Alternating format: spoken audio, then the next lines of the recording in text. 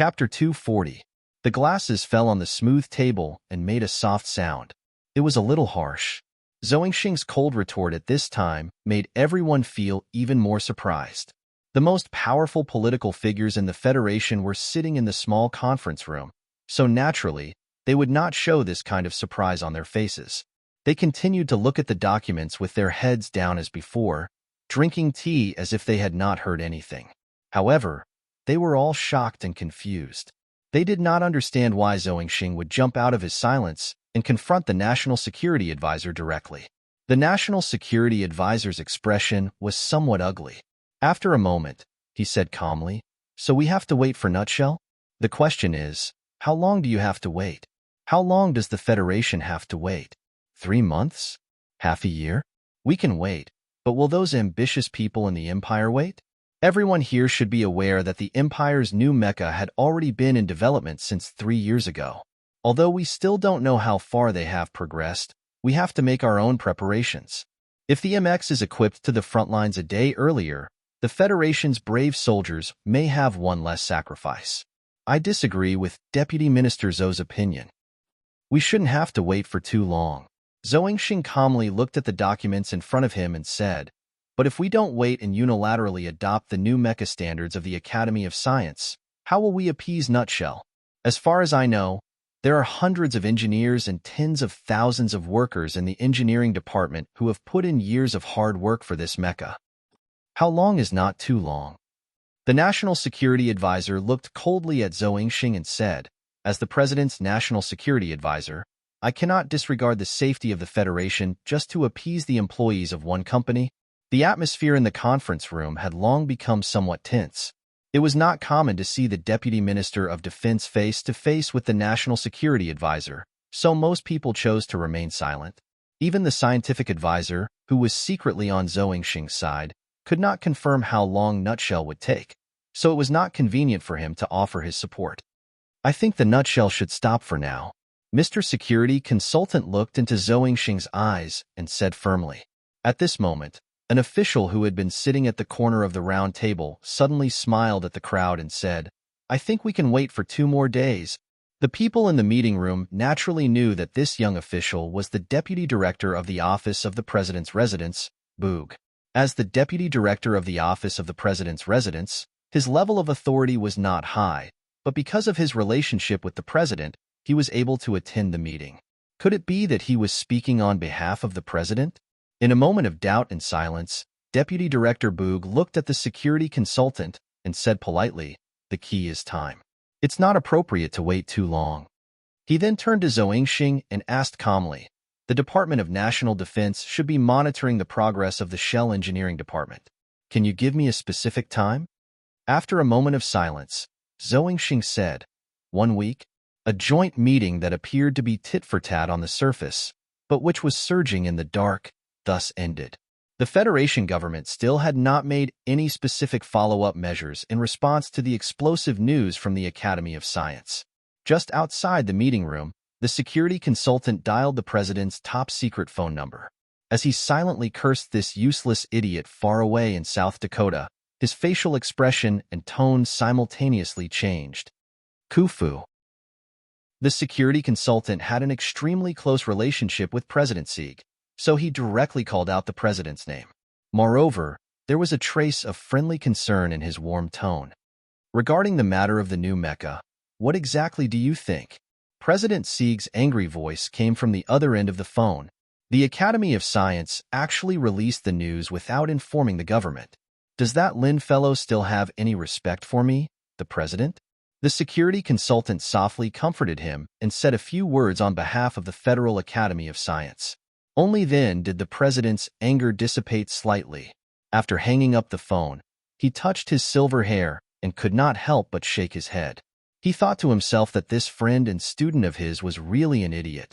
If he had not taken care of many things for him these past few years, he was afraid that he really would have become the most laughable president in the history of the Federation. After Zhongxing left the meeting room, he directly went to his office. Secretary Jiao, who had been following behind him, quickly dialed the number of the Shell Engineering Department in Hong Kong and found Su Lil. "You only have 1 week," Liao said. Secretary Jiao thought of the tired state of the president and said in a more serious tone, "The minister has already done his best." In a manor on the outskirts of the capital of Nank State, special task force agents dressed in dark suits were vigilantly watching everything that was happening outside the manor. In a room on one side of the manor, a device specifically used to monitor the electrical current noise caused by the heating of large-scale equipment was constantly working. Ever since the assassination attempt at the Linhai State Gymnasium, the big shots of the Federation realized that there were actually people in this world who were crazy enough to use military mechas to carry out assassinations. This manor was the summer retreat of the President of the Federation, so in terms of security and defense, they were naturally very cautious. Beside the floor-to-ceiling windows of the manor, President Huff Sieg was looking at the scenery outside with a gloomy face. There was no trace of the anger that he had shown in the previous phone call. Some people are really messing around. The Federal Academy of Science is in a mess, and Senil is also in a mess now. The highest leader of the Federation was known for his two opposite personalities, which were cowardice and anger. He had never been highly regarded in the political world, and his popularity was also very low. However, for some reason, he had already been re-elected once. The director of the office stood silently behind the president with the phone in his hand. Senil was the national security advisor, the president's teacher in school, a friend, and an important figure in the government. There was no doubt that President Huff Sieg's words clearly expressed his dissatisfaction with this person. There are still a few months before my term ends, but some people are already in a hurry to find their next job. President Huff Sieg's lips curled into a mocking smile as he said, when Senator Pabre was still a lawyer, he had already embarrassed Senil several times. His company was awarded a large sum of money. No wonder he is so nervous this time. The director of the office stood behind the president and said, "There is still a week for the shell." "A week? That should be enough to satisfy that, madam." President Huff Sieg lit a thick stick of tobacco and said vaguely, "I don't care who wins or loses. As long as it's beneficial to the Federation, it's fine. Internal conflicts can't mess up external affairs. I've been resting for the Federation for 10 years just to prepare for the upcoming invasion of the Empire." "No." The president waved the tobacco in his hand. "My successor should have the courage to attack the Empire." The entire Federation was passionately discussing the new generation of the MX mecha in the past few days. There were continuous in-depth reports on the TV and newspapers. The researchers of the Federal Academy of Science suddenly became the most popular interview guests. For the sake of confidentiality, they naturally wouldn't discuss the specific technical parameters and development process of the light purple MX mecha. However, the possible effects of the dual engines had been thoroughly analyzed. In addition to the TV and newspapers, the various forums and microblogs on the internet also played an important role in this mecha craze. Countless military enthusiasts of the Federation spared no effort in analyzing the combat performance of the MX mecha through the limited video data available. Countless people fantasized about the brave soldiers of the Federation operating the powerful mecha and defeating the barbaric invaders in the war against the Empire's invasion. In the blink of an eye, the patriotic passion of the Federation was fully aroused. Everyone was discussing the mecha, the dual engines, the electron jet, and other technical terms that they didn't understand before. Following this discussion, the Federal Academy of Science's position in the hearts of the people became more and more noble. Dean Lin, who led the development of the new mecha, also received unprecedented respect. In this atmosphere, even the most important autumn offensive of the presidential election was about to be forgotten by the media and the people.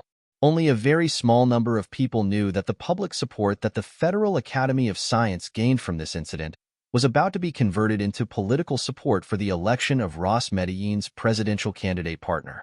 On the surface, the underground nutshell engineering department of the Harbor City Industrial Park wasn't affected by this craze.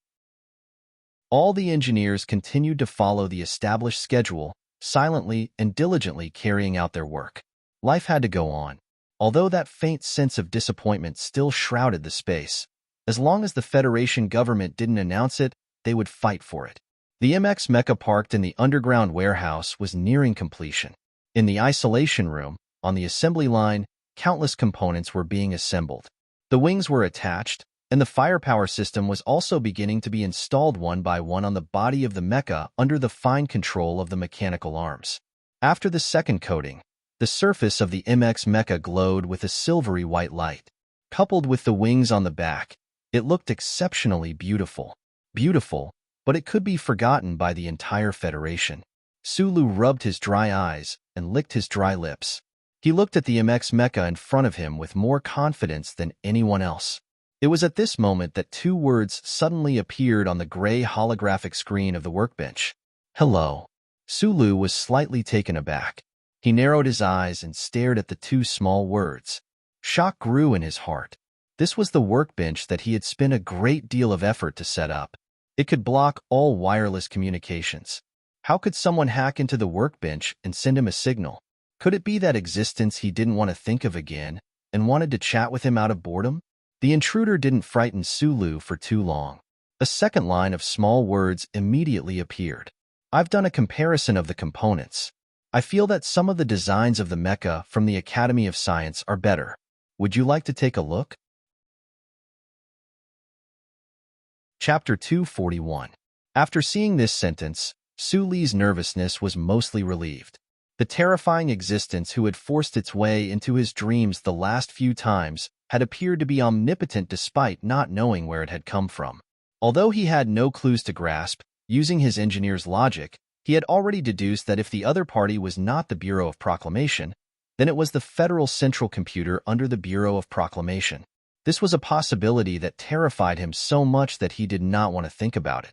Earlier, when he had seen the sudden appearance of that line of words on the workbench, he had immediately thought of that great existence who called himself the Old Thing. However, he then remembered that the other party could directly invade his brain to talk to him. So why would they use this method?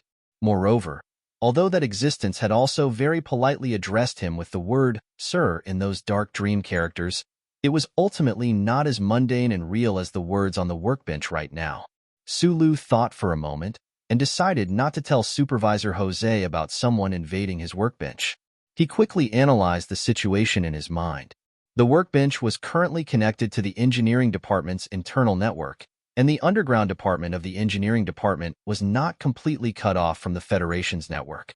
The person who had invaded his workbench must be within the engineering department, and judging from the other party's words, it did not seem like they had any ill intentions. He typed into the GE conversation software window, "Who are you?" The other side of the conversation window was silent for a while, and then a line of words appeared. Please do not panic. I am a technician from the engineering department. Because I could not find a way to contact you, I invaded your workbench. Sulu scratched his head, more or less understanding the other's meaning.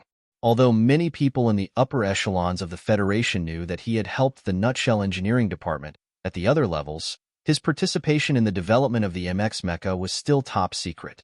Supervisor Jose had tight control over the engineering department, so even though he had been working with those mature and experienced engineers of the engineering department for so many days, the people in the engineering department still did not know who was helping them even though the straight-line distance between them was less than 1 kilometer. It looked like that technician on the other side had really discovered some problem and was in a hurry to contact the mysterious support team in the backup storeroom. He did not have the authority to go through the proper channels, so he had used this method. However, Sulu was a little wary of the other party's technical means. They were actually able to infiltrate his workstation through the engineering department's intranet. It's normal if the Academy of Sciences design is better than ours, he typed on the screen. Is there a problem? The other side sent over a compressed image package, which was then displayed on the holographic screen. After the press conference at the Academy of Science, I took a screenshot of some comparative drawings. There are some problems in them, so I'll send them to you for a look. Sulu opened the compressed package, propped up his head, and began to carefully read the very clearly marked blueprints. At first, he didn't know what the other party meant, but after carefully reading the notes and side notes, he roughly understood that the other party should have discovered some problems with the Federal Academy of Sciences MX design. The main difference between the two design ideas was in the angle of fine adjustment of the electron jets behind the twin engines. That engineer had only calculated this angle by comparing the blueprints and calculating the ratio of the armor behind the waist of the Federal Academy of Sciences MX Mecha. This angle was not some particularly important data. The problem was that this engineer who had infiltrated Su Li's workstation was able to calculate the difference in the TT31 formula in the quantum measurable dynamic core data and function model used by the Federal Academy of Science and the engineering department just based on this difference in angle. Su Lu narrowed his eyes as he looked at these calculation results, but the shock in the depths of his heart could not be any greater. The data that the Federal Academy of Science had snatched from his hands had originally been tampered with through that great being. Therefore, the other party's modification design for the electron jets being somewhat different was something that he had long expected. What shocked him was that this unknown engineer was actually able to calculate so many things just from the appearance of the purple MX at the press conference. This should be what a true genius is, right? He stared blankly at the numbers on the holographic screen. Very complicated emotions welled up in his heart. On one hand, he admired that engineer, but on the other hand, he was worried that this engineer's findings would interfere with his plans. The streamlined silver-white MX Mecha was not far in front of him. Those complicated power devices and firepower systems had long been installed. The finely designed attachment wings had also begun to calibrate their interfaces. The engineering department's small production line was currently creating interfaces that could be quickly replaced. Sulu scratched his head and raised his head. Looking at the scene in front of him, he thought of that genius engineer and remained silent. The entire Shell engineering department treated the data and function model he had brought as the most important thing, but Sulu understood that this was only because the Federation's academic community had not done much research in the field of quantum dynamic measurability these past few years. The Shell Motor Corporation engineering department had worked hard for this silver-white MX Mecha for more than 10 years. The majority of the work had already been completed. It was only because of the failure of the experiment last autumn that they needed his help. Because the engine inlet had to be modified, Sulu had participated in the final assembly design this time. However, the ones who had truly solved the problem were still those outstanding and nameless engineers in the engineering department. Only the engineers of the Shell engineering department were the true contributors to the creation of the MX Mecha. They were amazing giants. Sulu knew that he was only standing on the shoulders of a giant, helping him pick out a wooden spike that had pierced his earlobe to cause him pain. Your judgment is correct. The function models used by our two sides are different. Sulu was silent for a long time before he typed. But please keep this matter confidential. Confidential? The reply from the other side was very quick. Is this a disciplinary requirement? If so, of course it will be kept confidential. However, I still feel that the design from the Academy of Science seems to be better. Sulu knew how to explain this problem. He typed, "Can I meet you?" He forcefully changed the topic. He had originally thought that the other side would maintain a sense of mystery, or that they would not be willing to reveal their identity at all. Unexpectedly, the reply from the other side was even faster, and there were many emojis that represented excitement in the characters. Of course you can. I've always been very curious about where this mysterious team of yours came from. I've asked the people in the Research Institute to help me find out. Recently, no one from the Research Institute has been transferred over by the engineering department. These ordinary words hid excitement and desire. Sulu had no idea that he had long become a great mystery in the engineering department, so he could not understand the other's excitement. Open the video on your side and go through the security clearance, the engineer typed. Sulu did as he was told and opened the clearance.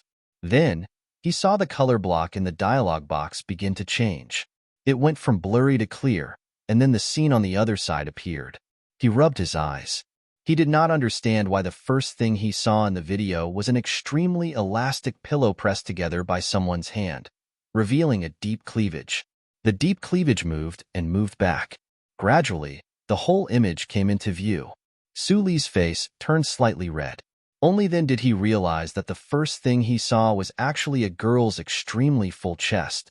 The female engineer on the other side of the video was not very old. Her delicate face was filled with a pair of curious eyes, and a pair of large glasses made her eyes look even cuter. Her black hair was haphazardly tied up with a pin, and she wore a white work uniform. The uniform was not fastened, revealing a light yellow tight vest underneath. When Su Lu saw the pair of glasses, he was stunned. When he saw the other person's face, he sighed softly in his heart. Then, his eyes were immediately attracted by the tight curves of the light yellow vest. Previously, he was a little surprised by the female engineer's voluptuous figure. Now, when he saw the other person's outfit and age, he felt that this combination was too abrupt. He had only opened the security clearance that allowed the video signal to enter, so the other person should not be able to see his current actions. However, Su Lu still felt a little embarrassed. He tilted his head, but less than a second later, he could not help but stare curiously at the girl's chest in the video. Although Uncle Feng Yu did not succeed in bringing him into the world of cosmetics, he had cultivated a habit of looking at beautiful women on the street. Not to mention, at this time, in the heavily guarded underground of the engineering department, he could see the most attractive part of a girl's body at such a close distance. After all, he was still a young man, and it was difficult for him to resist this temptation. "My name is Shang Qiu." The girl smiled and introduced herself. "I'm a technician from the engineering department. Mr. Jose has been hiding you guys very well. I'm really curious about who can come up with these structural blueprints. You have to know that since last autumn, I have been working on the electronic jet modification work, but my progress is much slower than yours." Su Lu looked at this female engineer named Shang Qiu, scratched his head, and turned his head around uneasily. He thought about how he thought this person was a genius, and in his heart, he guessed that technical geniuses were probably idiots in life. Otherwise, they would definitely notice how her voluptuous breasts would cause trouble to the person on the other side of the video. He thought about it and sent a message to the other side, saying, "Engineer Shang, can you adjust the video a bit?" As soon as he sent this message, he heard an angry objection from beside him. Major Lan Xiaolong stared at Su Lu very gloomily and said, "Hypocrite, such big breasts, and she's an engineer with glasses. How can you not take a second look?" Su Lu was stunned. Only then did he notice that those people had already walked up to his side at some point.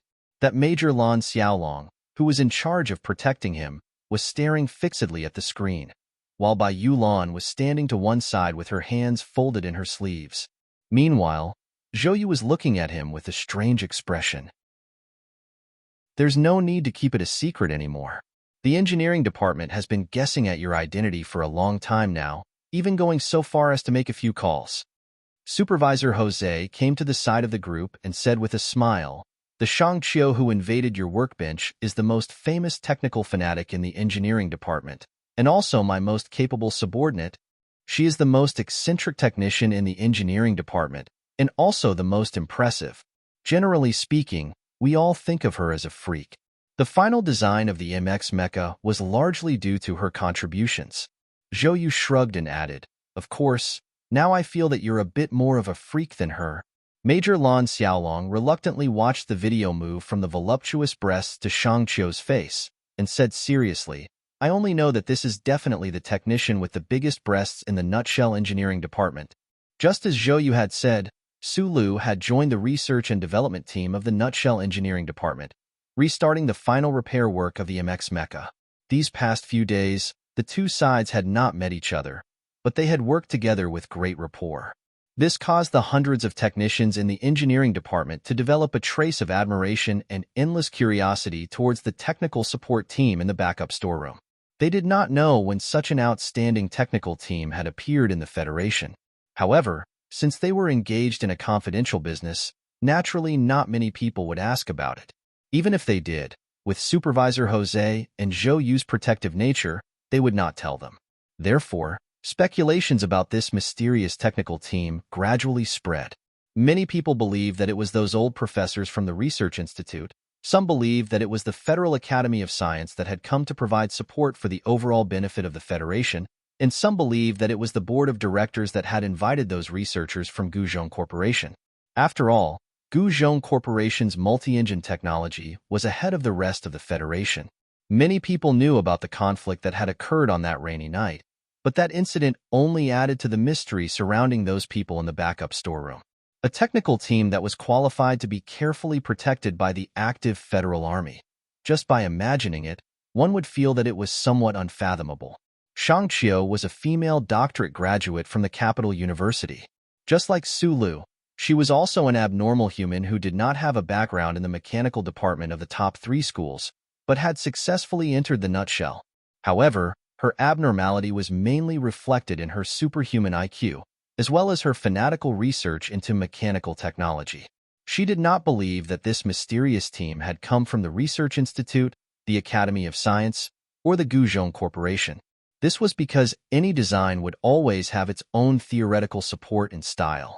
However, the modification of the electron jets by this mysterious team was completely based on the research of quantum measurable dynamics.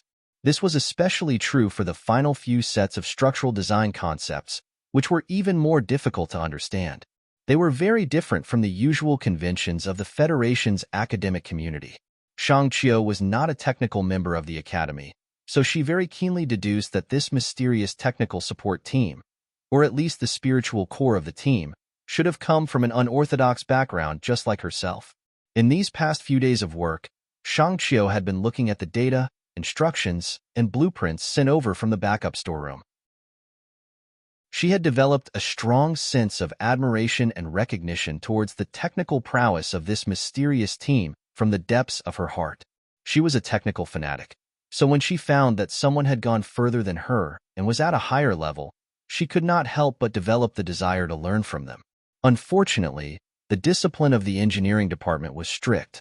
As the technical supervisor, she had to set an example. Thus, these past few days, she could only forcefully suppress the curiosity in her heart and wait for the day when the final results would be announced.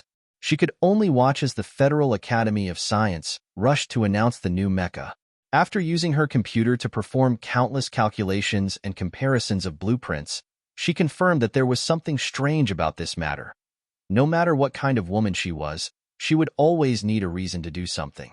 Shang Qiu found a very good reason, and then added on the excuse that she was temporarily unable to contact Supervisor Jose and that she was pressed for time. Thus, she brazenly hacked into the workbench in the backup storeroom and began her conversation with those mysterious people. This was the first conversation between Shang Qiu and Su Lu. Neither of the two parties involved in the conversation would have expected that from then on, this conversation about technology would run through the rest of their lives. And from a certain perspective, it would also change their lives and affect the lives of many others. If it's not a breach of confidentiality regulations, can you reveal a little? What's your name? How many people are in your team?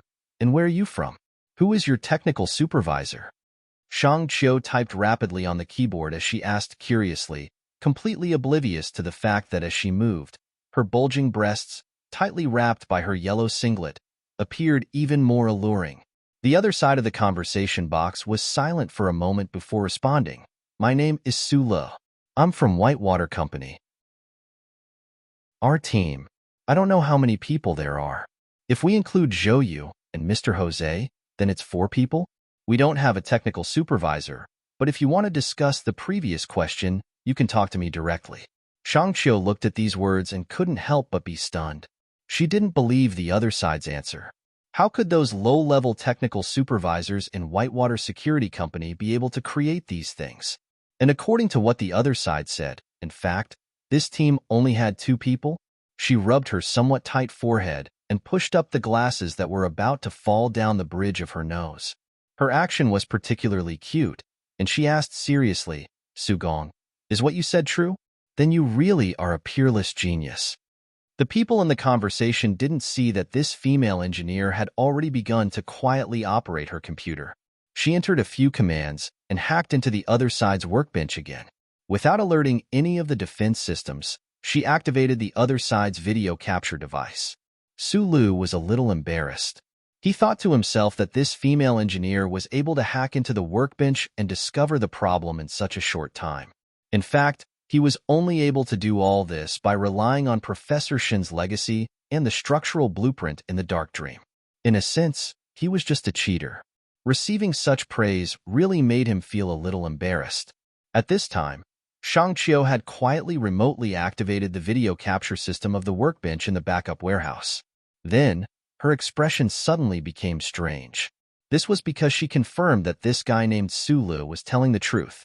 On the screen was a young face with a trace of shyness and awkwardness.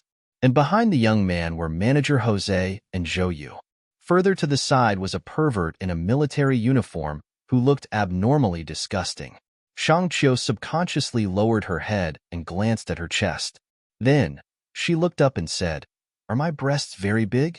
The person on the other side of the screen didn't know why she said that, nor did he know that she was monitoring him. Sulu was stunned for a moment. Of course, he wasn't stupid enough to type the words, "very big breasts."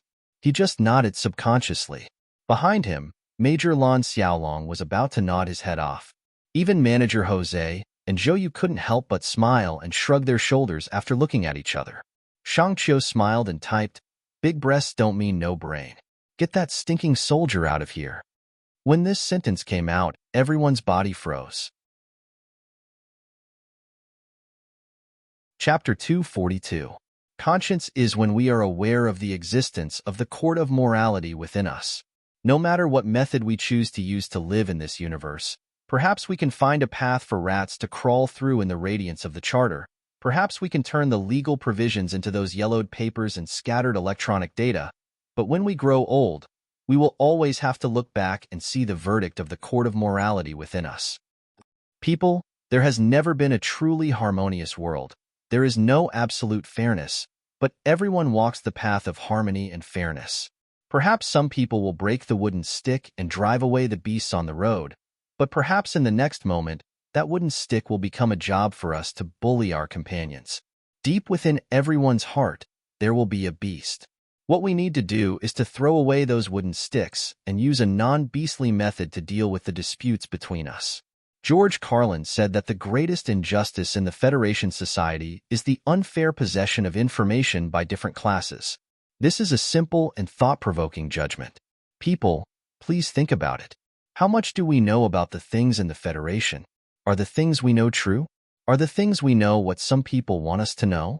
If there is no true sharing of information, then when we deal with the disputes between us, will we already be in a state of inequality? Will we angrily pick up the wooden stick in our hands again? People, we need change. What we need is not a change on the surface, but a change on the deepest level. From the pond of the past, there will be no fish that wants to jump out of the pond. Thinking deeper from the sharing of information, I often associate it with that ordinary building in the suburbs of the capital, that one-way road. I am thinking about how the radiance of the Charter protects the hundreds of millions of people in the Federation to live in a peaceful environment. But do we need to make some corresponding changes? Of course, this should be a matter for many years to come. People, change in the Federation is right before your eyes, and the ones who can push for this change and make this change a reality are you, and only you. The autumn of the 67th year of the constitutional calendar has already arrived, and the votes are being printed under the supervision of the election committee. Your fingers will decide everything. I am Senator Medellin from Region S2. I have come to the pond that is the Federation. I want to make a change, and I need you to vote for me and Governor Ross. This is a sincere and direct request. It had been a few days since Xiao Wenjing had been transferred from the second branch of the district procurator's office. He knew that it was probably because of the aftermath of the murder case at the entrance of Hushan Road. This office was located in a building next to Charter Square. This building was a foreign office of the Federal Justice Department. Until today, he only knew that this office should belong to the Investigation and Law Enforcement Department. However, he did not understand why the recent documents sent to the office seemed to be applications for the appointment of an independent prosecutor by the Federal Management Committee. There were no cases that required independent investigation in the Federation recently. Since he had nothing else to do, he picked up the newspaper in his hand and continued to flip through it, preparing to finish reading Senator Medellin's column. As an inspector of the Federation, he had seen countless dirty deals within the Federation, but he still retained his faith in the judiciary and his love for the system. He was not a person who liked to participate in politics, but he had some feelings for Senator Macklin's article. This was already the 17th article that Senator Macklin had published in the Capital Daily. Since the terrorist attack at the S2 concert in mountainous 4 states, Senator Macklin had used this method to communicate with the voters of the Federation. This former second-in-command of the anti-government army was indeed a political figure recognized by the people of the Federation as St. George's disciple. The 17 political articles included all aspects of the Federation's political and economic life. The language was simple and easy to understand. On one hand, he described the political views of Ross's presidential candidate and himself. On the other hand, he called for the entire Federation to continue on the path of reconciliation and nonviolence. Ordinary language, coupled with this senator's legendary political experience, began to reveal an extremely attractive power. When the first 16 political articles were published, the people of the Federation fought to read them. It was not convenient for the scholars and professors in the academic world to express their opinions, but it was said that they also admired Senator Macklin in private. As a returnee, a member of the opposition, he was very clear about the shortcomings of the Federation's political scene. At the same time, he was able to use this kind of rational attitude to propose reforms. He was not blindly radical. Today was the 17th political article, and also the last one. Senator Macklin changed his usual calm and gentle tone and began to use more eye-catching words and provocative tones. With the concrete thoughts of the first 16 articles as a foundation, this last concluding speech was full of vigor and determination. It does feel a little hot-blooded. This counselor actually dares to mention the reform of the Charter Bureau. He is really bold. Xiao Wenjing put down the newspaper in his hand, crossed his legs, and began to browse the interesting articles on the internet. In the past few days, he was like the average citizen of the Federation, mainly downloading the beautiful blueprints of the MX mecha named Purple Sea. Right at this moment, a notification flashed on the screen. He stood up, tidied up his inspector uniform, and headed upstairs to the office. After entering the office, he saw the appearance of the middle-aged inspector in front of the office. He could not help but be stunned. After a moment's hesitation, he said, "Teacher." The middle-aged inspector's eyes were sunken, his expression solemn. When he heard this form of address, he raised his head and said, "I am now an independent inspector personally appointed by the Minister of Justice." Xiao Wenjing immediately understood. There must be a big case in the Federation. Otherwise, the Minister of Justice would not have let his teacher come out of the academy to take over. He was stunned for a moment before recalling that he had been transferred to this department. Could it be that his teacher had started taking over this case a long time ago? That was why he had been transferred here to help. But the question was, why had he not heard anything about this before? What case is it? He walked up to the independent inspector's desk. On the desk was a small sword that represented the Federation's law and justice. "Do you still have confidence in the Federation's law?" The middle-aged inspector raised his head and looked at his most valued student. He knew better than anyone else the embarrassing role played by the Prosecutor General's office in the murder case at Tiger Mountain Road. He also knew the student's current state of mind, so he did not answer his question. Instead, he asked such a question. Xiao Wenjing glanced at the small sword on the desk and said very seriously, "Yes, well, I can tell you. The case that the Minister of Justice has authorized me to independently investigate is related to Senator Macklin. There are a total of 17 crimes waiting for this senator," the middle-aged inspector said expressionlessly. When Xiao Wenjing heard the name Senator Macklin, heard the 17 crimes, and then connected it to the 17 political articles, he subconsciously thought of many things. A hint of boredom and disgust flashed in his eyes. He said with a slight self-deprecating tone, "The Federation's political schemes are really endless." The middle-aged inspector was not surprised by this student's reaction. This was because when the Minister of Justice first notified him, he also had the same thoughts. Now, Senator Macklin was assisting Governor Ross in the presidential election, but at this time, the Federation government wanted to investigate him. If it was said that there was no political conspiracy involved, no one would believe it. "Just finish reading these materials in my office before you express your opinion." He frowned and reprimanded. An inspector should have his own independent judgment and not be blinded by the so-called public opinion and external image. "This is the first lesson I taught you. Have you forgotten?" Xiao Wenjing bowed his head and admitted his mistake. He walked in front of the computer and began to seriously look at the materials that had been organized into 4 files. The more he looked, the more shocked he was. He could not believe his eyes. Senator Macklin, who was famous in the Federation for his nonviolent views, was actually the mastermind behind so many terrorist attacks? As an extremely professional inspector, Xiao Wenjing did not spend much time to determine that these materials were definitely not used by someone to frame Senator Macklin. At this time, of course, he did not know that these materials were collected by an excellent spy named Shi Qinghai, who spent countless nights to collect the information. He only subconsciously thought that if these things were verified, the entire Federation would usher in a great shock. After an unknown amount of time, Xiao Wenjing finally finished reading these shocking materials. His eyebrows gradually furrowed. The presidential candidate, after being registered by the election committee, has temporary jurisdiction. He looked at his teacher worriedly. These materials can only be used in a reasonable way, but they cannot be used to help with the prosecution. What is your judgment? The middle-aged inspector did not answer the question. Instead, he asked directly. I think that Senator Macklin is very suspicious. Xiao Wenjing once again organized the materials in his mind and said very seriously, Senator Macklin has jurisdiction, so the investigation can only be carried out in secret. The Ministry of Justice has already granted the authority, but now the Federation Management Committee will not approve the application to set up an independent inspector, so I am also a temporary guy. Xiao Wenjing understood the main work that had been done in this organization a few days ago. You have the authority to mobilize the police department, the Federation administration's resources. The middle-aged inspector looked at him and said, if there is no evidence, you have to find the evidence.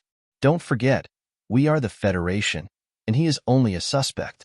No matter how experienced a politician is, he will never be able to hide in front of the law. Do you have this confidence? Yes, Xiao Wenjing replied. Very good. The middle-aged inspector smiled and glanced at Senator Macklin's political column in the newspaper from the corner of his eyes. He said softly, I don't know if this vice presidential candidate has a moral court in his heart, but I want to remind him that the Federation has a real court. Xiao Wenjing nodded, but he knew in his heart that if Senator Macklin was really elected as the Federation's vice president, with the efficiency and decentralization of the Federation Management Committee, it would definitely be impossible to pass an impeachment bill or an independent investigation bill. At least during his term, it would be difficult for the Ministry of Justice to continue this investigation, and Senator Macklin would be very safe. At this time, he suddenly realized that the vote in his hand was also very important. At the same time, on Carbine Street, where the major media gathered in the Capital Special District, an argument that was much more intense than the one in the Ministry of Justice broke out in the editor-in-chief's office inside a building. The editorial department of the Capital Daily News had this kind of drama all year round, just like the profound lunar eclipse pattern outside the newspaper office building. There was no such thing as perfect peace. I need a reason. You have to give me a reason today. I found 3 reporters and 17 paparazzi, spent 70,000 Federation coins, and finally verified a little bit of the anonymous information. It was written into a block of tofu with a few hundred words, and you actually suppressed it? And suppressed it 3 times in a row. Mr. Wood, the senior political reporter of the Capital Daily News, looked at the editor-in-chief angrily and roared, Mr. Bob, what exactly do you want to do? Don't tell me that because you don't want to offend politicians, you have become a piece of trash who has forgotten the rules of journalism? The editor-in-chief Bob glanced at the closed glass door and confirmed that the conversation between him and his old partner would not be heard by anyone. He was slightly relieved. He was silent for a moment, shook his head with a bitter smile, and said, Wood, don't forget that I am also a reporter, and I am the chief reporter of the Capital Daily News. I know the purpose of the Daily News better than anyone else. The half-eclipsed moon outside is constantly reminding us, but you still can't publish this report. We need to find out the reason why the moon is half-eclipsed. This is a famous quote that the journalists said when they wanted to break through the government's blockade when the Federation opened up the Donglin region. Mr. Wood sat down with a sullen face and said, You are not even afraid of the government's pressure. I don't understand. Do you want to watch a politician who deceives the world and gains fame by playing with the anti-government army and the voters of the Federation become a vice president? The problem is that your investigation has no real evidence. The editor-in-chief Bob frowned and said, You know very well how much pressure the newspaper office has to bear when such a report comes out. The key problem now is that we are not facing the government, but a politician who is deeply respected by the voters of the Federation. We have to be careful in seeking confirmation. Being careful and seeking confirmation is the job of a scientist. Journalists only need to report what they find objectively. As for what readers will associate and discover from these news facts, that is not a problem we should be concerned about. Would directly cut him off. Our newspaper office has always been known for being fair and objective. The editor-in-chief also began to get angry. He slammed the table and shouted, "But now you want to use this report to influence the presidential election, and it is a candidate from the opposition, without any real evidence. What will the entire Federation think of our newspaper? Will they think that you or I just published the report based on the self-awareness of a journalist? They will only think that we were pressured by certain forces in the Federation to act as the thugs of the politicians to suppress an old man who has no foundation in the Federation and who has just entered the management committee less than 2 years ago who advocates nonviolence." This was a very long paragraph. After Bob finished speaking, he was also a bit out of breath. He took a sip of coffee and said in a hoarse voice, "If you can find real evidence, I will agree to your report even if I have to give up my position as editor-in-chief. But if you can't find it, I can't agree." It is precisely because our newspaper is known for being fair and objective in the Federation that the informant gave us such important information. Mr. Wood was no longer as agitated as before. He said with a trace of pain, "I understand what you mean, but we are only journalists. If even we can investigate the matter behind Senator Macklin, then what is the use of the Ministry of Justice? What is the use of the judges? We are only the explorers of the facts. Those facts are right on your table. If we can't report these, how can we face the trust of the brave informant? There are many kinds of facts. Different ways of writing will give readers different impressions after reading them," the editor-in-chief said tiredly. "I can't take this risk. If the readers of the entire Federation think that we have become thugs for the politicians, who will be responsible for the reputation of this newspaper that has lasted for thousands of years? I will try my best to be objective. You don't have to say any more." The editor-in-chief looked at his colleague who had entered the newspaper with him and said with a frown, "Don't forget, the person you are investigating is very likely to be the next vice president. According to the latest poll, the support for Ross and his partner is approaching that of Senator Pabre. And according to my sources, this afternoon, there will be a heavyweight bomb thrown at Ross and Macklin. At this time, we, a newspaper, can't expect to be able to change the attitude of the Federation voters." Reporter Wood was silent for a long time. Suddenly, he asked, "Did the board of directors give you any hints?" The Capital Daily News was funded by an institution under the Sanlin United Bank. The Sanlin United Bank belonged to the Lee family, one of the 7 families in the Federation. The Lee family was a strong supporter of Ross and Macklin in this presidential election. For these reporters who had been in the news industry for many years, these things were no secret. Seeing that the unfavorable report on Senator Macklin had been suppressed, Wood naturally thought of this. The editor-in-chief, Bob, looked at him coldly. After a long time, he said, "You underestimate me." Wood was silent for a moment. He believed that the editor-in-chief was not such a person.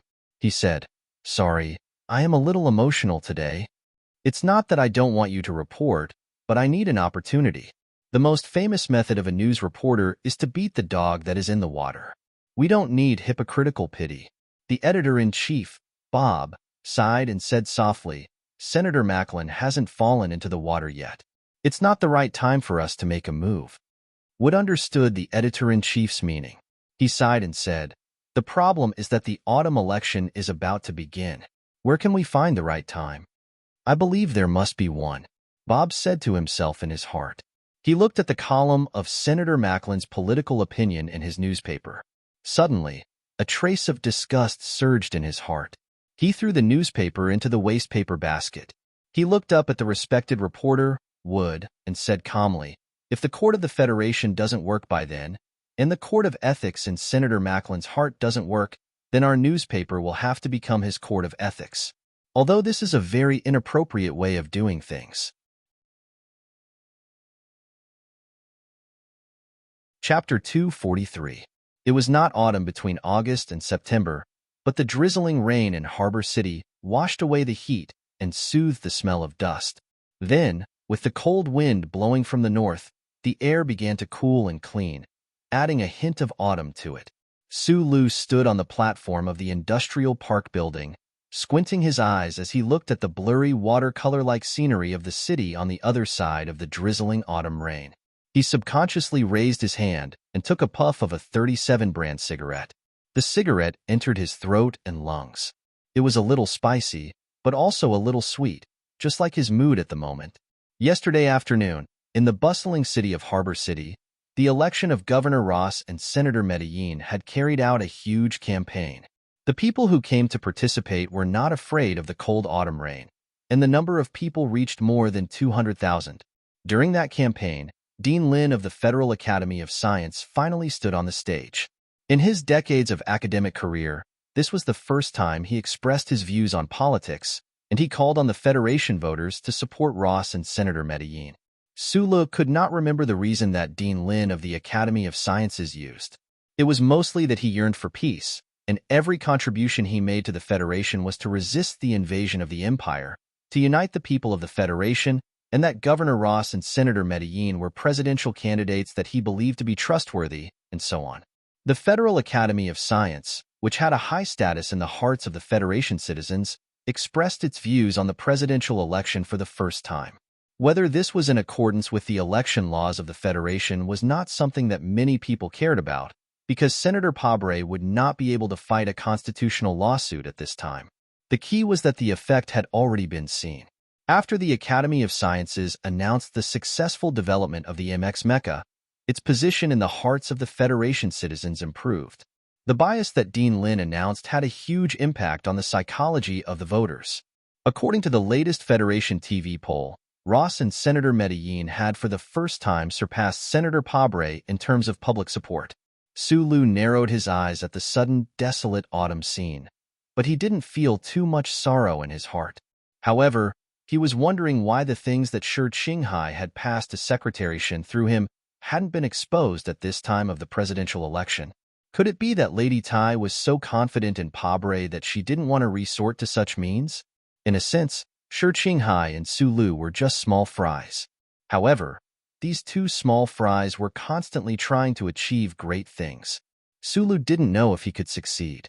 He only knew that if someone like Senator Macklin were to stand at the peak of the Federation's power, the Federation, which was already somewhat corrupt, would become even more unacceptable. He put the cigarette to his lips with 2 fingers and took a deep breath. He asked softly, "Is the result not out yet?" Shang Qiu was wearing a gray work uniform and standing quietly beside him. She was looking at something below the rooftop. There were still some raindrops on her huge glasses. When she heard this, she knew that the young man beside her was not as calm as he appeared to be. She lowered her head and answered, "We have done what we should do. Whether we can pass the final test or not is up to God." Since the video call that day, because there was no longer a need to keep it a secret, the engineers of the Nutshell Engineering Department knew the true identity of the mysterious technical team in the backup storage room. They were shocked that there was only one person in the team.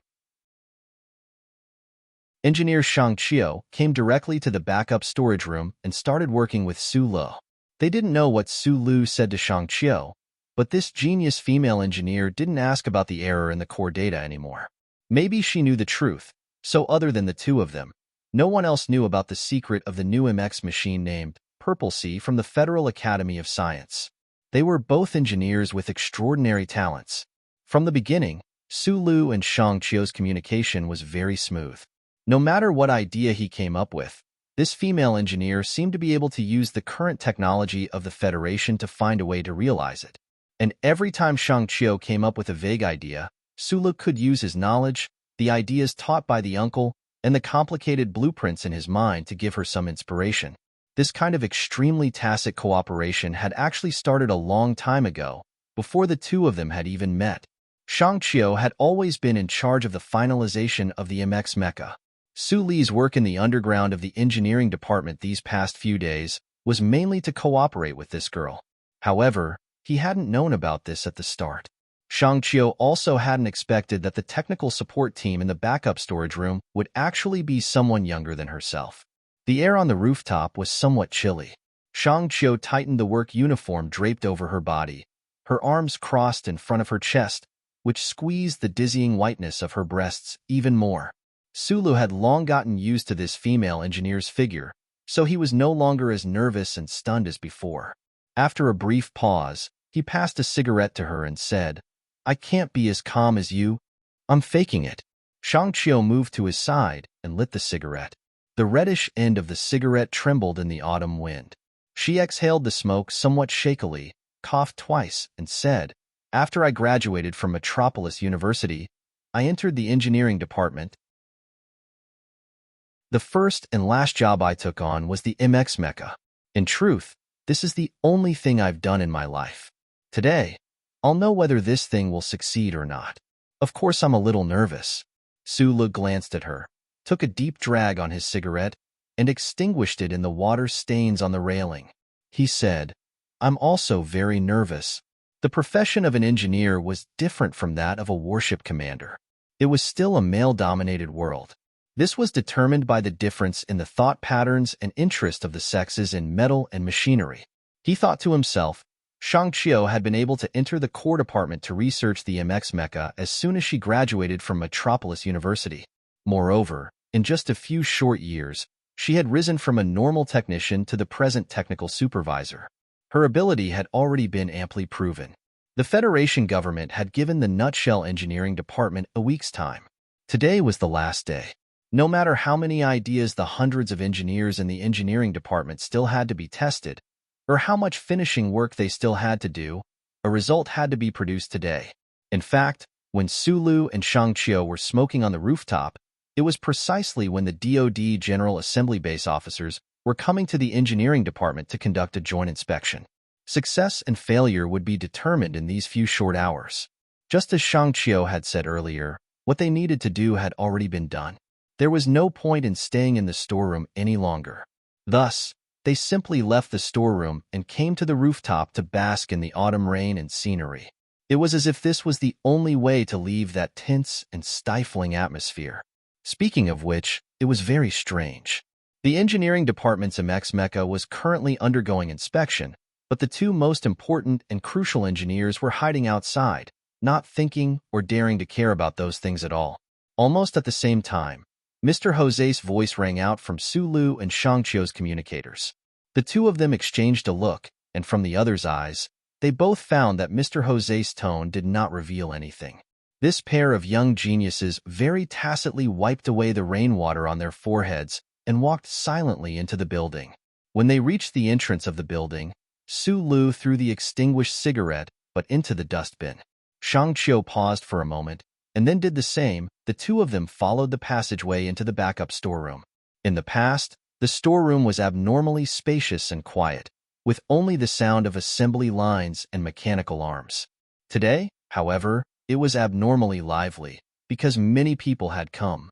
Although those people were all standing in place at the moment, not whispering to each other, this atmosphere made Sulu feel a little uncomfortable.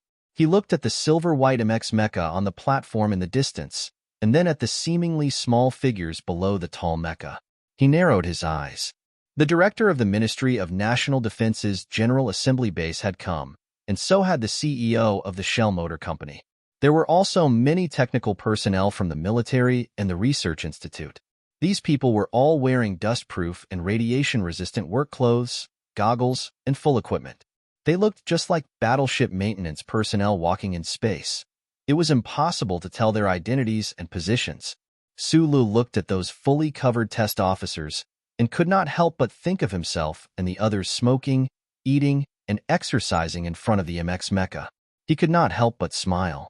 As he walked down the metal stairs, Secretary Bai and Major Lan Xiaolong silently came up behind him. One was his personal secretary, while the other was a soldier under the orders of the Ministry of National Defense to protect the safety of others. Naturally, they would not be too far away from him. Major Lan Xiaolong looked at Shang Qiu beside Sulu and raised an eyebrow, a hint of ambiguity in his eyes. Bai Yulan, on the other hand, maintained her calm and ladle-like expression, her head slightly lowered. Sulu did not ask about the results of the inspection, because since Mr. Jose had informed him, the results would have to wait at the front. Sulu and Shangqiu walked towards the MX Mecha. The sound of their footsteps was not loud, but it was exceptionally clear in the storeroom. The officers who had been talking in front of the mecha heard Mr. Jose say a few words, and then turned to look at the young man and woman, seeming somewhat surprised. A loud metallic clang drowned out the sound of their footsteps. The passageway between the backup storeroom and the engineering department had been completely opened, and that extremely thick and heavy alloy wall had been moved to another location. The engineers who had previously been at the engineering department headquarters to cooperate with the inspection work all walked over from the other side to join the people in the storeroom. These engineers carried incredibly complex emotions as they glanced at the MX Mecha that was now standing up on its own, basking in the feeling of being parents for the first time. Then, they turned their gazes towards the approaching Sulu and Shangqiu. These engineers knew very well that if not for these two young technicians, the engineering department would never have been able to complete the MX Mecha research and development so quickly. No one spoke. The spacious underground storeroom was silent. Suddenly, the skylight system above the storeroom switched on, and simulated natural light fell to illuminate the platform above. Under the natural light, the silvery white MX Mecha stood tall on the platform, the firepower system on its left mechanical arm fully engaged. The brand new design of the recirculating main cannon was silently and coldly aimed at the sky. The edges of the wings attached to the mecha's back flowed with eye-catching streamlines, as if in the next moment, this new mecha condensed from more than 10 years of Shell Motor Company's hard work would move. Right then, Sulu and Shangqiu had just reached the platform. He looked at Mr. Jose and Zhou, but forgot to shake hands with these important people. Mr. Jose looked at the two young people in front of him with a complicated expression, suddenly feeling that he was the luckiest supervisor in the history of Shell Motor Company. A few years ago, he had discovered a genius like Shangqiu in the engineering department, and then the heavens had delivered a freak like Sulu to him. He nodded his head slightly. No one knew which engineer suddenly clapped, but the sound of clapping soon followed. Like the heavy rain that had just begun to fall that night, the clapping grew louder and louder, more and more urgent. It was as if the rain was getting heavier and heavier, roaring and howling, washing away all the gloominess of the world, leaving behind only the refreshing and clean sky. The thunderous applause rang out, echoing throughout the spacious underground storeroom. Even the CEO and the director of the Ministry of National Defense's General Assembly Base began to smile and clap. Countless gazes turned to Sulu and Shangqiu. Countless claps were either for them or for themselves. The engineers were excited and rejoicing. They knew that the greatest contributors to the success of the MX Mecha's development were these two young people. Sulu and Shangqiu glanced at each other, and then their lips split into a childlike grin. The MX Mecha developed by the engineering department had passed the acceptance test. They had succeeded. The clapping continued for a long time. Some of the engineers' palms were already red from clapping, so they decided to just stomp their feet and kick up a fuss, as if insisting that Sulu and Shangqiu say something at this time. They were all technical personnel. Giving the glory to these two young people was equivalent to giving themselves respect. Sulu looked around, his smile somewhat dazed. He lowered his head clumsily and bowed his thanks in all directions. For the sake of the Federation's new generation of mecha, the Shell Motor Company had begun research more than 10 years ago. Even before that, there had been scholars and experts working hard. The engineers around them had never stopped working, and some of the older experts had even bid farewell to this world during this long process. Every time Sulu thought of this, he felt that the glory should belong to them, to those who were clapping. This was not a pretense or pretentious sentiment. He truly felt this way. He always felt that he had only solved the last problem. It was like building a skyscraper. The foundation and the body of the building had all been built by the predecessors. He had only built the last floor, yet he had to enjoy the applause and respect of so many people. He felt a little embarrassed. "You are really amazing." Sulu forced himself to calm the excitement in his heart and looked at Shangqiu beside him seriously. a young girl actually being able to complete the assembly design of a twin engine. If one had to say who was the biggest contributor, it should be Shang Qiu beside him. I know that I am amazing in this area, Shang Qiu replied with a smile, but the two hands in her sleeves were already clenched into fists. Facing such a scene, how could she, who had dedicated all of her youth to this project, not be excited? Just like Su Lu, she bowed to the engineers around her in thanks. Her gray work uniform was still draped over her shoulders, bowing to all directions. When she lowered her head, who knew how many spring ripples were exposed in front of everyone's eyes, but she acted as if she did not know anything. Oh, Major Lan Xiaolong, who was behind Su Lu, called out softly. The engineers began to whistle, and the warehouse was filled with jubilation. After Shang Qiu stood up, Su Lu whispered beside her, "You did that on purpose? I am the supervisor, and I know how hard they have worked these past few years. Since they succeeded today, of course I have to give them some benefits." Shang Qiu beamed and said, "You contributed the most, so do you want me to give you some benefits?" Su Lu subconsciously glanced at Shang Qiu's bulging chest and quickly shook his head. Shang Qiu laughed twice, leaned over, stood on her tiptoes, and kissed him hard on the cheek, making a crisp sound. Su Lu touched his face and then scratched his head. He knew that this only meant that he was happy and did not mean anything else. However, in the eyes of the engineers around them, it was not just that. Therefore, the whistles became louder, and there were occasional jeers and shouts. The atmosphere in the warehouse suddenly reached a climax. Bai Yulan, who had been keeping his head down, also raised his head at this moment. He gently lit up a cigarette with a smile and gently took a puff. He was a non-smoker and would only make an exception when he was in an abnormal mood. Amidst the thunderous applause, he quietly thought to himself, when Su Lu and Shang Qiu were designing the assembly at the end, he, as the test pilot, had carried out many tests. Could this be considered some contribution to MX? Right at 4:32 p.m. that day, before the results of the joint inspection by the Ministry of Defense and the Shell Motor Company could be reported to the Federation, a headline appeared on the Federation's biggest news bulletin board. Shell Engineering Department's new MX mecha has been successfully developed. The Federation's biggest news bulletin board was called Star Sky. Every day, countless citizens of the Federation would choose to view or publish real-time news here.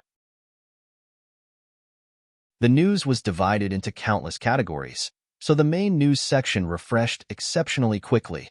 That single headline was immediately squeezed into a dozen or so pages and did not attract much attention.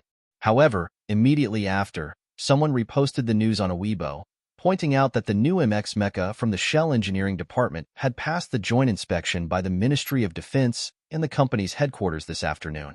It wasn't until now that someone noticed this news. At the same time, the previously buried title was reopened by someone. Today, the most discussed topic of the Federation's citizens was the Federal Academy of Sciences Purple Sea mecha and the presidential election.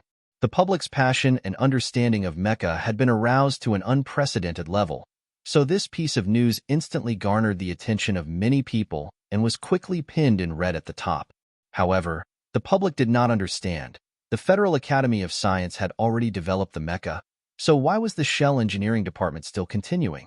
There were George Carlin supporters who began to denounce the Federation's government for blocking information and carrying out repetitive construction, wasting the resources provided by the taxpayers.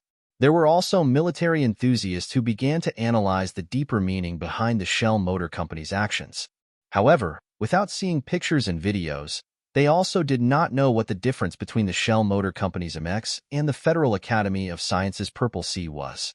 For a time, the heated discussion about the new Shell Motor Company's mecha continued into the middle of the night. However, most people expressed their lack of understanding towards the matter and began to doubt or even criticize the Shell Motor Company's intentions. Right at this time, a post titled "An Open Letter from the Shell Engineers" was placed on the news bulletin board. Like a giant rock falling into water, it stirred up 1,000 ripples.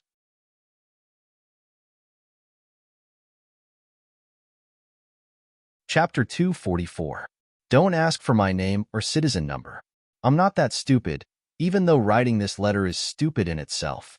I also don't want to use any evidence to prove that I'm an engineer from the Nutshell Engineering Department, because this is an open letter written by me alone. Those who believe will believe, but those who don't can take it as a joke. The reason for writing this open letter is very simple. It's to explain. We know that the Academy of Sciences has already completed the development of the new MX mecha. At this time, the Nutshell Company still wants to develop another mecha. Many people won't understand, thinking that this repetition is a waste of the Federation's resources, but I want to remind you of one thing. A mecha is not a clay figurine. It's not something a 3-year-old child can casually rub on the beach to make. The clumsy clay figurine may have the innocent beauty of a child, but it definitely can't help the Federal Army gain too much in the battle against the Empire. This most sophisticated and complex humanoid machine needs a long time to develop. The Nutshell Company had the initial intention of developing the MX mech 30 years ago. After a long period of preparation work, the project was officially established 12 years ago. Countless experts, scholars, and technicians put in their youth and sweat to develop the first-generation prototype last autumn. And we know, you also know, that the Federal Academy of Science has never had a similar plan. They just suddenly started this year. So in terms of first come, first serve, the one wasting the Federation's resources should be the Federal Academy of Science, not the Nutshell Company. What I don't understand even more is that after the Federal Academy of Science started the development of the new MX mecha, only took a few short months to achieve success. How did they do it? We know that the Federal Academy of Science gathered the best scientists in the Federation, but I still don't believe that they have the technical ability, because if they did, the Federation's army would have already stepped on the soil of the Empire's capital. I'll repeat again, developing a mecha is not like making clay figurines, but the Academy of Sciences used the speed of making clay figurines to make it. Respect? Of course I respect it. Just like the cartoon on the Federation's children's channel, to be able to have this kind of speed, it's really amazing. I'm not accusing the Federal Academy of Science of plagiarism, although everyone knows that the cartoon was plagiarizing. I'm just using a possibly inappropriate example, especially when the target of this accusation is the Federal Academy of Science, which is deeply respected by all of us. We have to be more careful. Although there are rumors in the academic community, our Dean Lin's record is not as pure and clean as everyone thinks.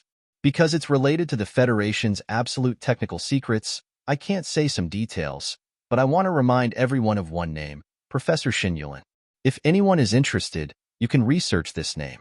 Also, I want to remind everyone that the student who owns all of Professor Shin's academic legacy is one of the technical supervisors of our Nutshell Engineering Department. Just a few months ago, this technical supervisor was under pressure from certain parties and was locked up in the district attorney's office. Fortunately, he has been released now. Whether or not the Shell Motor Company should have developed the MX mecha, now that it has been developed successfully, the next step is to see whether the Federation government will choose the standards of the Federal Academy of Science or the standards of the Nutshell Company. From the perspective of a professional, I think this is a very simple proposition. I know that this open letter by one person will cause a lot of discussion, but I think, as an engineer of the Shell Motor Company, the conscience of a technical person and the principles of being a human being make me stand up and say these words. I don't want to see people who do things being criticized, while those who only know how to take the fruits of others' labor being made into statues and respected by others. There was a lot of content in the open letter, but it was basically just the tone of the person involved, using the tone of a tabloid to describe the so-called privacy of the Federation's academic community. This was a classic literary format. Anyone who was clear-headed would definitely feel that there were a lot of problems in this open letter. It was just that the things mentioned in this open letter were too explosive, so no one thought about the deeper problems. The open letter of this engineer had a total of 3,700 words. Not a single word was used to accuse the Federal Academy of Science of plagiarism, but the 3,000 words were actually all about this one problem. Anyone who read this open letter would know what this person wanted to say. The Federal Academy of Science was the most respected academic institution in the Federation, and Dean Lin was the leader of the academic community who was highly respected by the people. How could such an institution and scholar plagiarize? A stone stirred up 1,000 ripples. The entire sky of the planet was suddenly filled with all kinds of posts. A portion of people directly vented their dissatisfaction with life in the Federation. Without even thinking, they began to use a fierce tone to scold the Federal Academy of Science for being shameless. A portion of the public who thought they were calm began to weigh their words and express their opinions. They thought that this matter was completely ridiculous. Most of these people thought that the engineer who published the open letter was not a staff member of the Nutshell Engineering Department at all, but was just a despicable person who wanted to see the world in chaos. The real black-bellied conspiracy theorists began to harshly criticize the engineer. They believed that this was nothing more than a game between the political forces of the upper echelons of the Federation, and that the Nutshell Mobility Company had used despicable means to obtain a huge order from the government. There were even more daring conspiracy theorists who connected it to the network spies that the Empire had bribed. The silent majority, on the other hand, began to ponder the questions raised in the open letter. Doubts began to grow in their hearts. If Nutshell Corporation had begun the development of the MX Mecha more than a decade ago, why would the Federation's Academy of Sciences intervene halfway through? Moreover, who could explain the problems pointed out by the engineers? On the same night, the silent majority began to use the relatively free environment of the Federation's network to search for some information, especially regarding the gradually forgotten Professor Shinyulin. At 1:00 in the morning, someone found an article from many years ago in an academic journal. The article used an obscure tone to point out that the academic results used by Professor Shinyulin for the Federal Academy of Science to apply for the Nebula Award were mostly completed by Professor Shinyulin as early as 3 years ago. Professor Lin Yuanhu was the current leader of the academic community in the Federation, the head of the Federation's Academy of Science. When he applied for the Nebula Award, he was already a famous young professor in the Federation and had an extremely high reputation. Immediately after, someone found out that the academic journal that dared to publish the article about Professor Lin Yuanhu's plagiarism had its funding and authority revoked by the Federation's academic committee. In the end, the journal ended up closing its doors. At this point, the once glorious name of Shen Yulin, the former Nebula Award winner, once again entered the public eye. The public found out on the internet that after that incident, Professor Shen left the Federal Academy of Science and entered the Shell Motor Corporation Research Institute. He disappeared from the academic community for more than 10 years. As for what he did after that, no one could find out. Everything left a trace. Lin Yuanhu probably didn't expect that the academic community of the Federation, which was under his control, would no longer dare to oppose him. But on the Federation's public network, the ancient information was still preserved. At 3:30 in the morning, someone finally found out about the incident at the Shell Motor Corporation Research Institute half a year ago. Not long after Professor Shen Yulin's death, his laboratory had been sealed up, and that assistant researcher who had accompanied him at the end had been arrested. Now, his whereabouts were unknown. One problem after another was dug up by the public. Although it was just bits and pieces of evidence, coupled with their enthusiasm and imagination, a story of a top student suppressing his dissidence and shamelessly stealing the fruits of another's research had already been formed. The angry people became angrier and angrier, and the silent people also began to publish long articles full of logical reasoning. Even those bitter and mean conspiracy theorists, after a few hours of silence, began to jump out again. Only this time, their target was already the Federal Academy of Science and even the Federation government. The first 40 pages of Planet Sky's discussion section were all discussing this matter. At this time, no one was concerned about whether the Federation's new MX Mecha standard was based on the Federal Academy of Science or Nutshell's latest standard. Everyone was only guessing whether plagiarism really existed. The media caught wind of the news, and at 5:00 in the morning, a reporter from the Federation's most widely circulated serious magazine, Galaxy, called the number of the Federal Academy of Sciences press officer. Over the phone, the reporter told the other party about what had happened on the internet that night, and asked if the other party had anything to say in response. The internet is free, freedom is lawless, and lawlessness is untrustworthy. As the press officer of the Federation's highest academic institution, do you think I need to give any response to these unreasonable comments? The Federal Academy of Sciences press officer laughed loudly on the other end of the phone. I just want to tell you in private. Regarding this kind of shameless slander against the Federal Academy of Science and Dean Lin, we will reserve the right to sue the rumor monger." After the reporter hung up, he shook his head. He thought to himself, "You're still picking up the phone at 5 o'clock in the morning. Obviously, you haven't slept yet. It looks like you must have been disturbed by the news of the Shell Motor Company's successful research and the rumors of plagiarism on the internet. You can still laugh so heartily." It was unknown whether this reporter did not follow the principle of private conversation, or whether some busybody had imitated the tone of this press officer, but in any case, on the internet's news bulletin board, a post similar to the content of this conversation appeared once again. Behind it, there were countless replies from the public. "I'm so scared. My previous comments were caused by someone hacking my account. I do not bear any legal responsibility. I live in Bermuda. If you have the ability, cross the universe to hunt me down." The next day, it was also raining in the Capital Special District. Professor Shun was holding an umbrella. Just as he was about to walk through the gates of the first military academy, he was surrounded by countless reporters who came out of nowhere. He looked at the umbrellas, cameras, and camcorders all around him and was slightly taken aback. He did not understand what had happened. He slept extremely early every night, so naturally, he did not know what had happened at Shell Motor Company or what had happened on the internet. After being informed of the news on the internet by the reporters, Professor Shun was silent for a long time before he raised his head. A faint smile hung on his face as he said, "It's not convenient for me to say anything." At this moment, he knew that Su Lu, his father's favorite student before his death, had finally begun to seek something for his father in the underworld.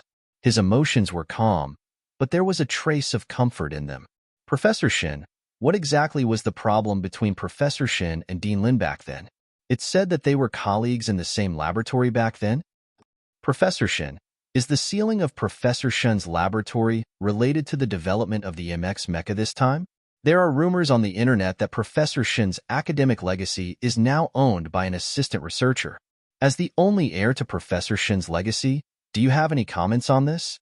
Professor Shun had not answered any of the reporter's questions, but when he heard these words, he stopped in his tracks. He turned his head and said seriously, "This sentence is true.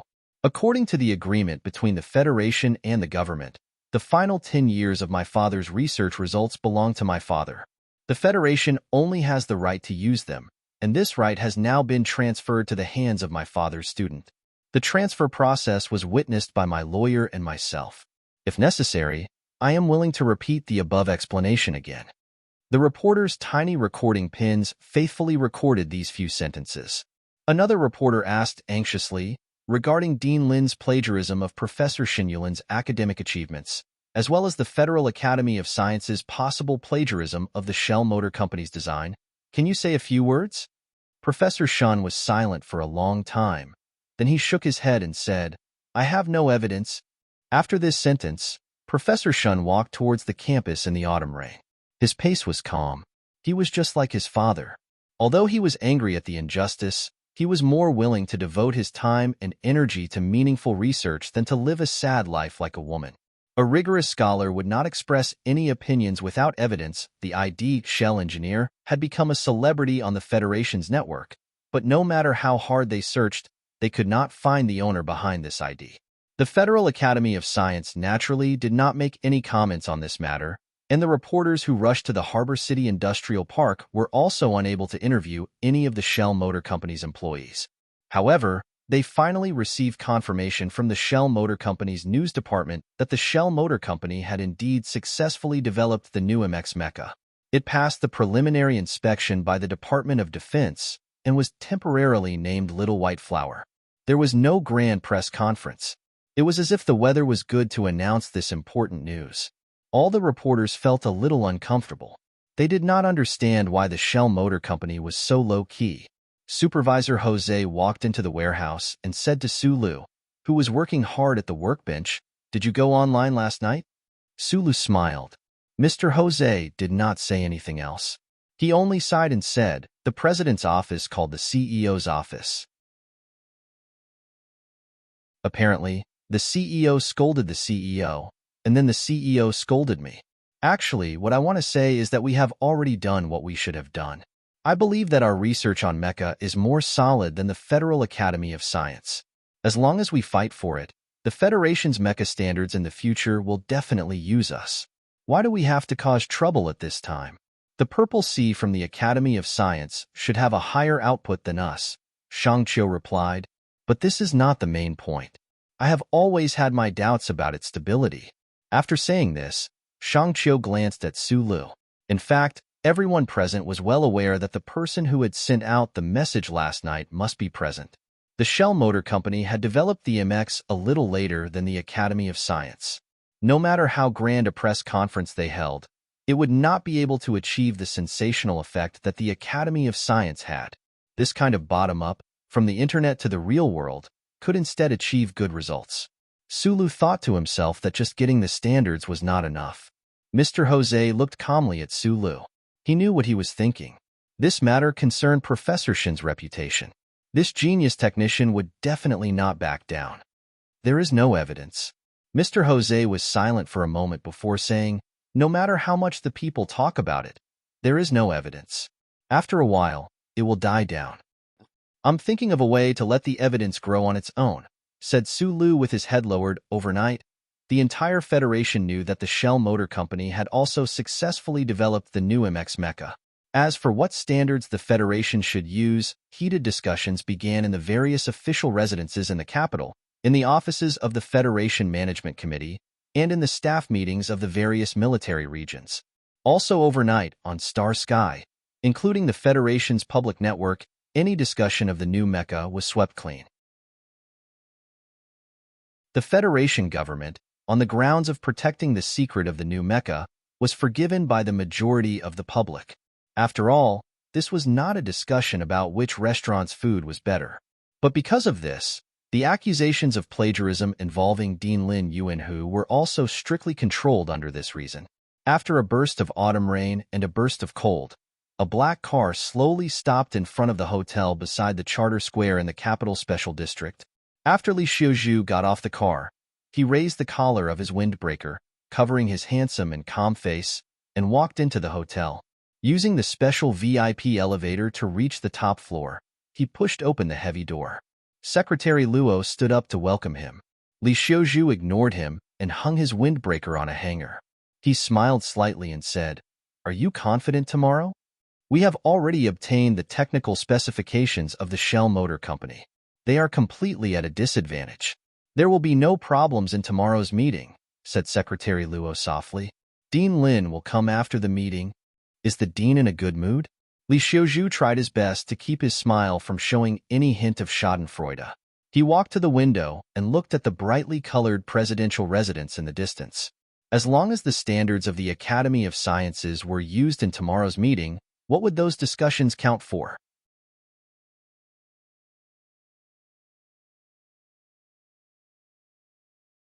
Chapter 245. That night, Li Xiuzhu invited Dean Lin for dinner. At the table, the two of them talked about the recent battle of mecha standards in the Federation. The data from the Federal Academy of Science and the Shell Motor Company had already been handed over to the government. As for who the government would choose in the end, it was still a long process of struggle. However, from Dean Lin's side, Li Xiuzhu had obtained some inside information and was relieved.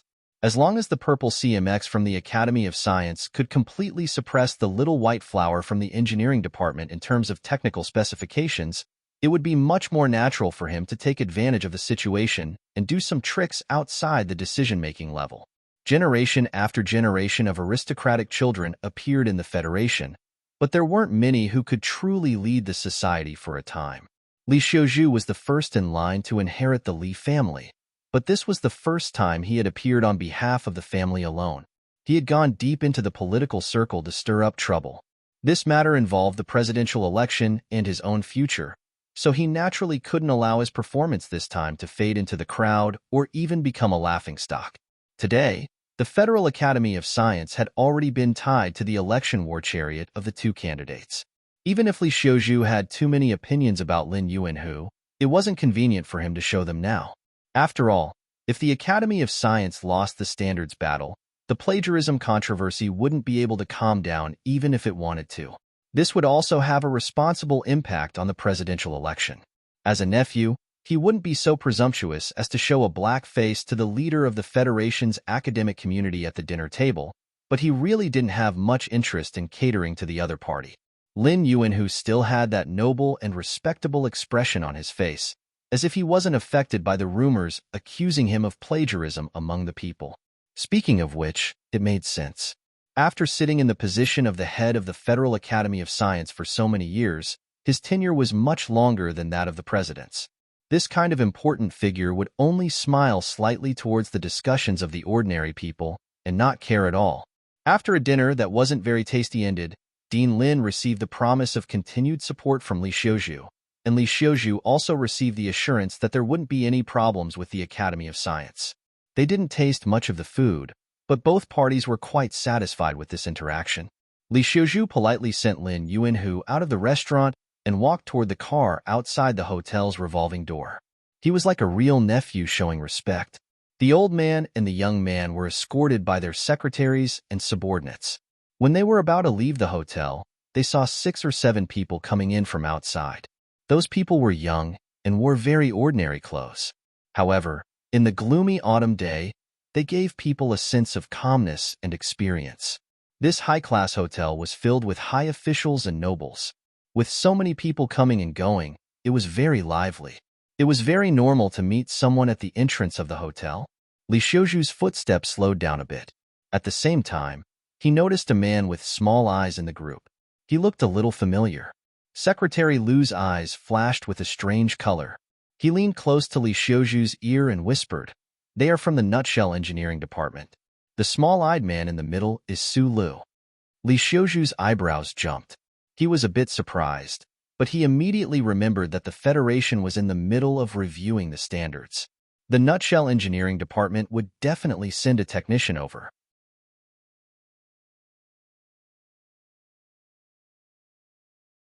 She followed Su Li's gaze and looked over.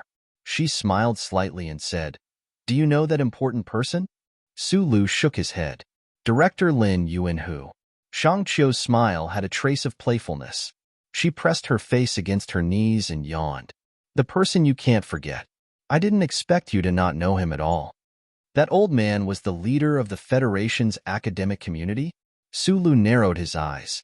He had seen enough important people in his life, but Lin Yuanhu was the first person he had to defeat. So, at this time, his feelings were inevitably complicated. Since the old man was Lin Yuanhu, then the identity of the handsome young man who had sent the old man out of the hotel was naturally obvious.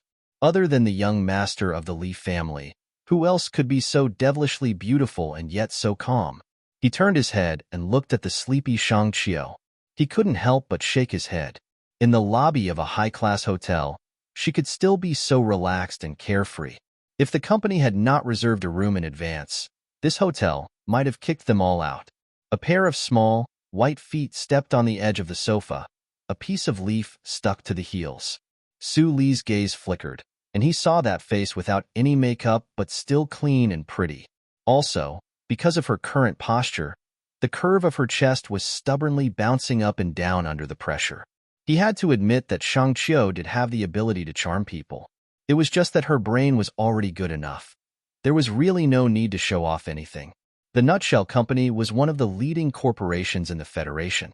This time, when it came to the competition for the new mecha standards, the company naturally would not be stingy in terms of funding.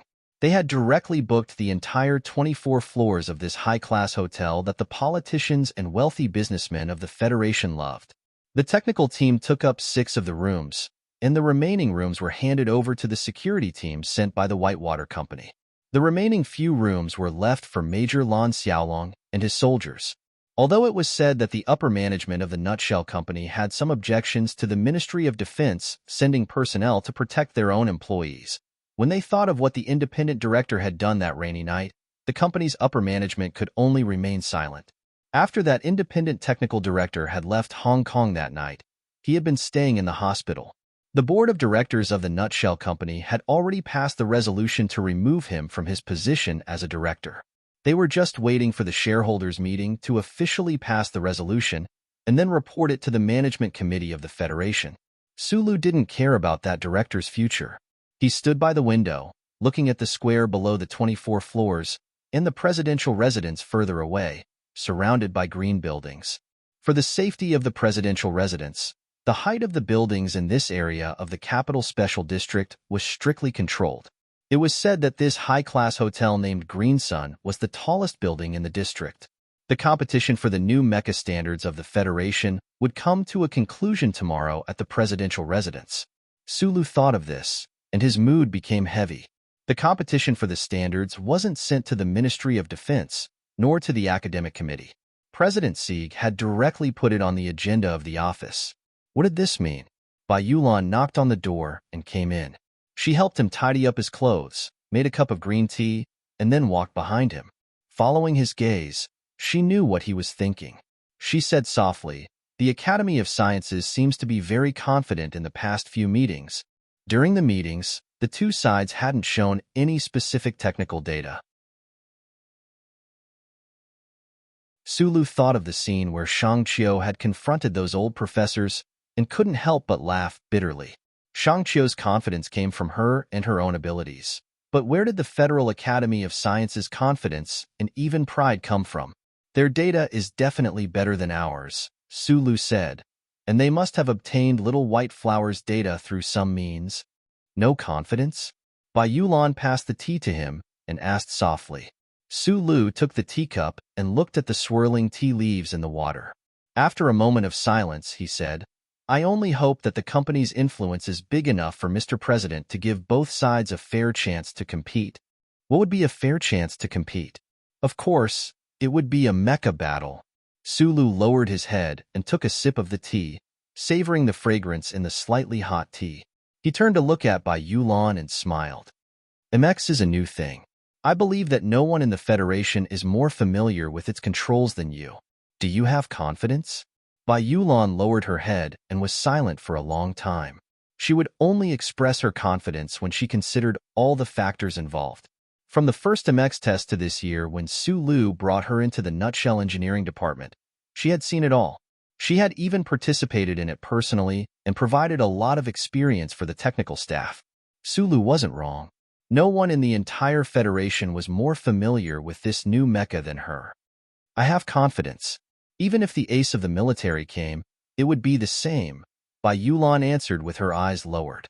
The Purple Sea from the Academy of Science might have a higher output power than Little White Flower, Sulu reminded her. Although I don't know what you did in the past, I think that Purple Sea definitely has a fatal problem. Bai Yulan raised her head and looked at him calmly. As long as the pilot the Academy of Science is looking for is not Mad Manly, then it's fine. Sulu nodded. He had also considered the issue of test pilots before. Mad Manly's ability was indeed terrifying, but the Lees of Philadelphia had always been on good terms with the Tai family. At such a crucial time, Mad Manly couldn't be involved in this matter. Bai Yulan suddenly thought of something and frowned. The key is that the Academy of Science might not agree to the request for a mecha battle. They have the advantage in terms of data. If they only use a written evaluation, the Federation's new standards may very well be based on theirs. Why do they have to do this? This matter is not up to them. Sulu picked up his teacup and took another sip. He thought to himself that Secretary Shun's side had probably already made their move. The battle between the Federation's new MX mecha was definitely going to happen. The autumn rain had stopped long ago. Only a thin layer of fog hung over the streets of the Special Capital District. The other professors in the technical team obviously didn't sleep well. They were probably worried the entire night because of the standard confirmation meeting today. On the other hand, Sulu and Shang Qiu seemed to be full of energy. Shang Qiu's confidence came from the things that Sulu had told her, as well as a kind of fanatical worship of technology. Sulu didn't have much confidence at all. He only believed in the influence that the Tai family had on the Federation. He even vaguely guessed that the meeting today at the president's office wouldn't be able to set the standards for the new mecha at all. They would only come up with a method to set the standards. Of course, what he hoped for was a mecha battle. This was the simplest and most direct way to slap the opponent in the face. The Nutshell Company's car picked them up from the entrance of the hotel. After only 5 minutes of driving, they arrived at the edge of a large green lawn. Everyone got out of the car and began to undergo strict security checks. The workstations that they brought with them were also moved to the president's office by specialized personnel. Sulu looked at these special task force agents who were wearing black suits and white earphones. They weren't unfamiliar to him. When he was with Tai Ziyuan, he had seen many of them. When he thought about how important the Tai family was to President Sigurd, he was much more confident about today's standard meeting. They walked along the path in the middle of the lawn toward the president's office in the distance. The white president's office was faintly discernible in the thin fog, but it didn't feel like it was floating. There was only a sense of solemnity from history and the awe of power. The president's office of the Federation would have its outer walls repainted every 10 years. The color of the outer walls was decided by the citizens through online voting. This decade, the color of the outer walls was white. From time to time, black cars would drive past them. Su Lu, Shang Qiu, and the others stepped to the side to let them pass. Looking at these custom-made luxury cars and the eye-catching special license plates on the cars, they knew that these people were all important people of the Federation who were here to attend the standard meeting today. Commander of the 1st Military Region, Chairman of the Joint Chiefs of Staff, General Miles. Bai Yulan looked at the black car with the military license plate that had just driven past and whispered to Su Lu. He was from the 17th Armored Division of the 1st Military Region, so he was naturally very familiar with the car of this military leader. The cars of these important people naturally didn't need to go through the outer security checks. Su Lu narrowed his eyes and looked at the cars that disappeared into the fog. He knew that the National Security Advisor, the leaders of several major military regions, and many other important people were here. At this moment, his previous confidence was suddenly shaken.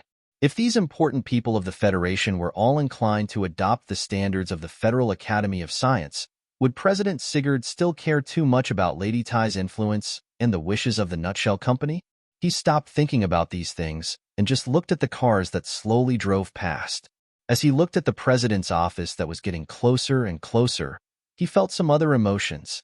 This was the core of the Federation's power. These people were the embodiment of the will of tens of billions of citizens of the Federation. When he was at Donglin's Zhonglo Street, he didn't dare to imagine that he would one day enter the president's office and pass by these important people. It was still early when they entered the president's office, so the meeting hadn't started yet. The technical team of the Nutshell Company was arranged to wait in the lounge. Shang Qiu was going to represent them to give the final concluding speech. At this moment, she was not just silently eating the snacks on her plate. "Are you a bit nervous?" Su Lu gently clenched his fist and looked at the oil paintings on the walls of the lounge. Thinking that these were the things that the presidents of the Federation had seen with their own eyes and even touched with their own hands. Even though he was extremely slow when it came to power, he still felt a trace of the weight of history and the oppression of power. "A bit," Shang Qiu said vaguely. She was wearing a light blue formal suit today, which set off her beautiful figure. "When I think about letting those politicians and generals listen to the lecture and explaining those complicated technical terms clearly, I feel a bit of a headache. I thought your nervousness was the same as mine, because we are in the president's office." Su Lu smiled bitterly. "I came here once when I was in the 3rd grade. Shang Qiu wiped the crumbs from her mouth and looked at Su Li's shocked expression. She explained with a smile, "The president's office is open to tourists once a week. What's so strange about it?" Su Lu scratched his head awkwardly. He was an orphan from Donglin, so he naturally didn't know about these things. An official from the president's office came to inform them. Shang Qiu followed him into the tightly shut conference room. The technical team of the Nutshell Company, including Su Lu, began to stare blankly at the door at the end of the corridor. They didn't know what was going on inside and whether Shang Qiu's presentation would be successful. It didn't take long for Shang Qiu to come back with a computer. She sat beside Su Lu, shook her head and said, "I can't see any signs." "Then let's wait," Su Lu said. No one would have thought that this wait would go on for an entire day and night. The biscuits of the president's office were indeed delicious, and the tea was truly a product of mountain mist. However, it wasn't a good idea to keep eating like this. Su Lu looked worriedly at the door. a very bad feeling growing in his heart. Those important people had actually discussed for so long without a conclusion. One could imagine how intense the situation in the conference room must be. He was very worried. If the Federation government didn't even give the Nutshell Company a chance to battle Mecha, what else could he do? Everyone has seen the technical data. The National Security Advisor rubbed his somewhat numb forehead and said, "The Federal Academy of Sciences Purple Sea has the overall advantage." He looked at the president sitting at the back of the office and said with a smile, "Hoo-foo, we've already given the Nutshell Company enough chances."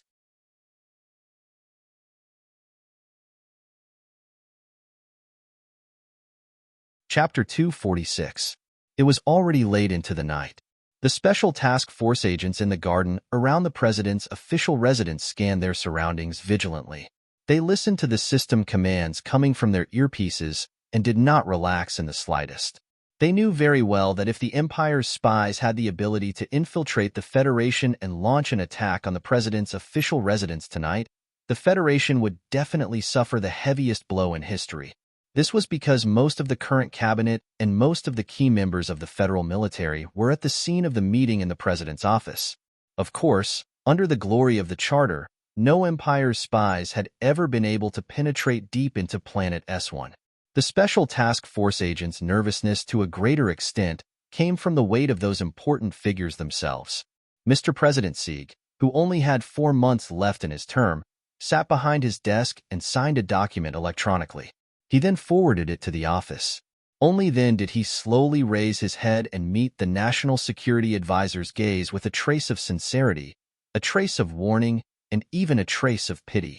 After a long silence, he said, "You guys discuss and come to a conclusion first." From 9:00 in the morning until midnight, the discussion in the president's official residence had not come to a conclusion, and there was no way to come to a conclusion. The new generation of mecha standards was indeed a big deal, but it was not enough for so many important figures to spend so much time on the approval of this standard. However, everyone in the official residence knew that the battle for mecha standards also faintly involved the issue of the next president, so they had to be cautious. The National Security Advisor, the commanders of the 1st Military Region, and the 2nd Military Region had already expressed their opinions. Since the Federal Academy of Sciences data was clearly superior to the Shell Motor Company's, the federal military should naturally adopt this set of standards. However, the president of the Shell Motor Company, who had been sitting in the corner all this time, refused to bow down and admit defeat under the support of the scientific advisor. In the end, the negotiations between the important political figures were not much different from a fight between children. With such a huge interest involved, no one would easily give in. During these dozens of hours of intermittent discussion, only Commander Zhong of the 4th Military Region of the West Woods, who was remotely connected, and the commander of the 3rd Military Region, who was sandwiched in the middle, had remained silent. President Sigurd glanced at the faces in the room, each with a different expression and different thoughts. He had a very different thought than usual.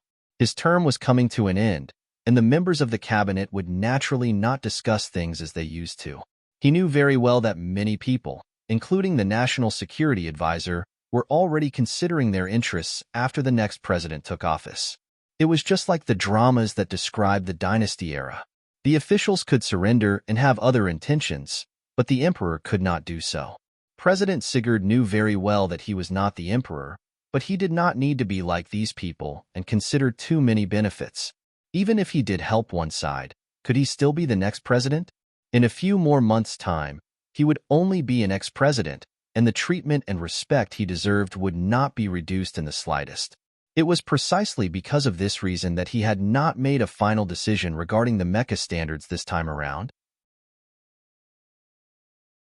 Even though the Academy of Sciences mecha standards had already received the support of the majority of the military, and the Shell Motor Company's efforts could be wasted at any moment, President Sieg remained silent. The two major factions in the Federation government had already shed all pretense of cordiality at this moment, and the side that supported the Federal Academy of Science had already gained an overwhelming advantage. The National Security Advisor narrowed his eyes and looked at President Sigurd, thinking to himself, "You are just a pile of mud that you helped into office. Who would allow you to play these kinds of tricks at this time?" This teacher and close friend of Mr. President was just about to use words to force President Sigurd to make a decision when a notification sounded in the office's communication system. Space fleet connecting. Hearing this, everyone in the president's office perked up. Even Commander Zhong, who had been dozing off on the screen, slowly raised his head. In this kind of situation, if that 3-star female general of the space fleet expressed some kind of opinion, it would be decisive. After filtering the image for a while, the face of a female general appeared on the screen hanging in the president's office. This female general was around 45 years old. Her facial features were cold, and the lines of her face were as sharp as a knife. Looking at her made people feel as if they were stabbed in the heart by an ice knife.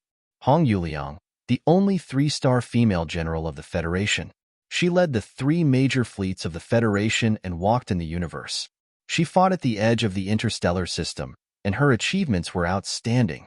It had been 4 years since she had landed on the surface of a planet. She was like a meteorite in the universe, full of sharp edges and cold. What are your thoughts? President Sigurd recounted the previous discussion and the dispute between the two sides and asked the female general on the screen.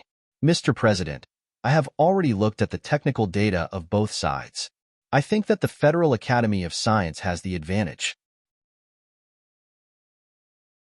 The female general on the screen looked at everyone coldly and said, "The threat of the Empire is right in front of you, and you people still have so much interest in scheming against each other. Don't you know the meaning of shame?" Everyone in the president's office was a big shot. Although General Hong Yuliang had a lot of experience and great achievements, any one of them would be able to suppress her. However, she just had to say it so bluntly, directly piercing through the masks on everyone's faces. Everyone in the office smiled helplessly, but they didn't have any strong reactions. They were all very clear about this female general's temper. No one could do anything to her. Mr. President, time is of the essence. I support the standards of the Academy of Science, said Hong Yuliang. Actually, that's what I mean. The chairman of the Joint Chiefs of Staff, who was also the commander of the 1st Military Region, sighed tiredly and said, "The Empire is already ready to make a move. The people don't know, but we know. We can't waste any more time on these things." After the words of the 2 big shots in the military came out, the expression on the face of the president of the Shell Motor Company became a bit ugly. He looked at the president's scientific advisor, and they both knew that they might lose without a fight today. Although President Sigurd's attitude was still unclear, most of the generals in the military had already expressed their attitudes. In this kind of situation, the president also had to respect the other party.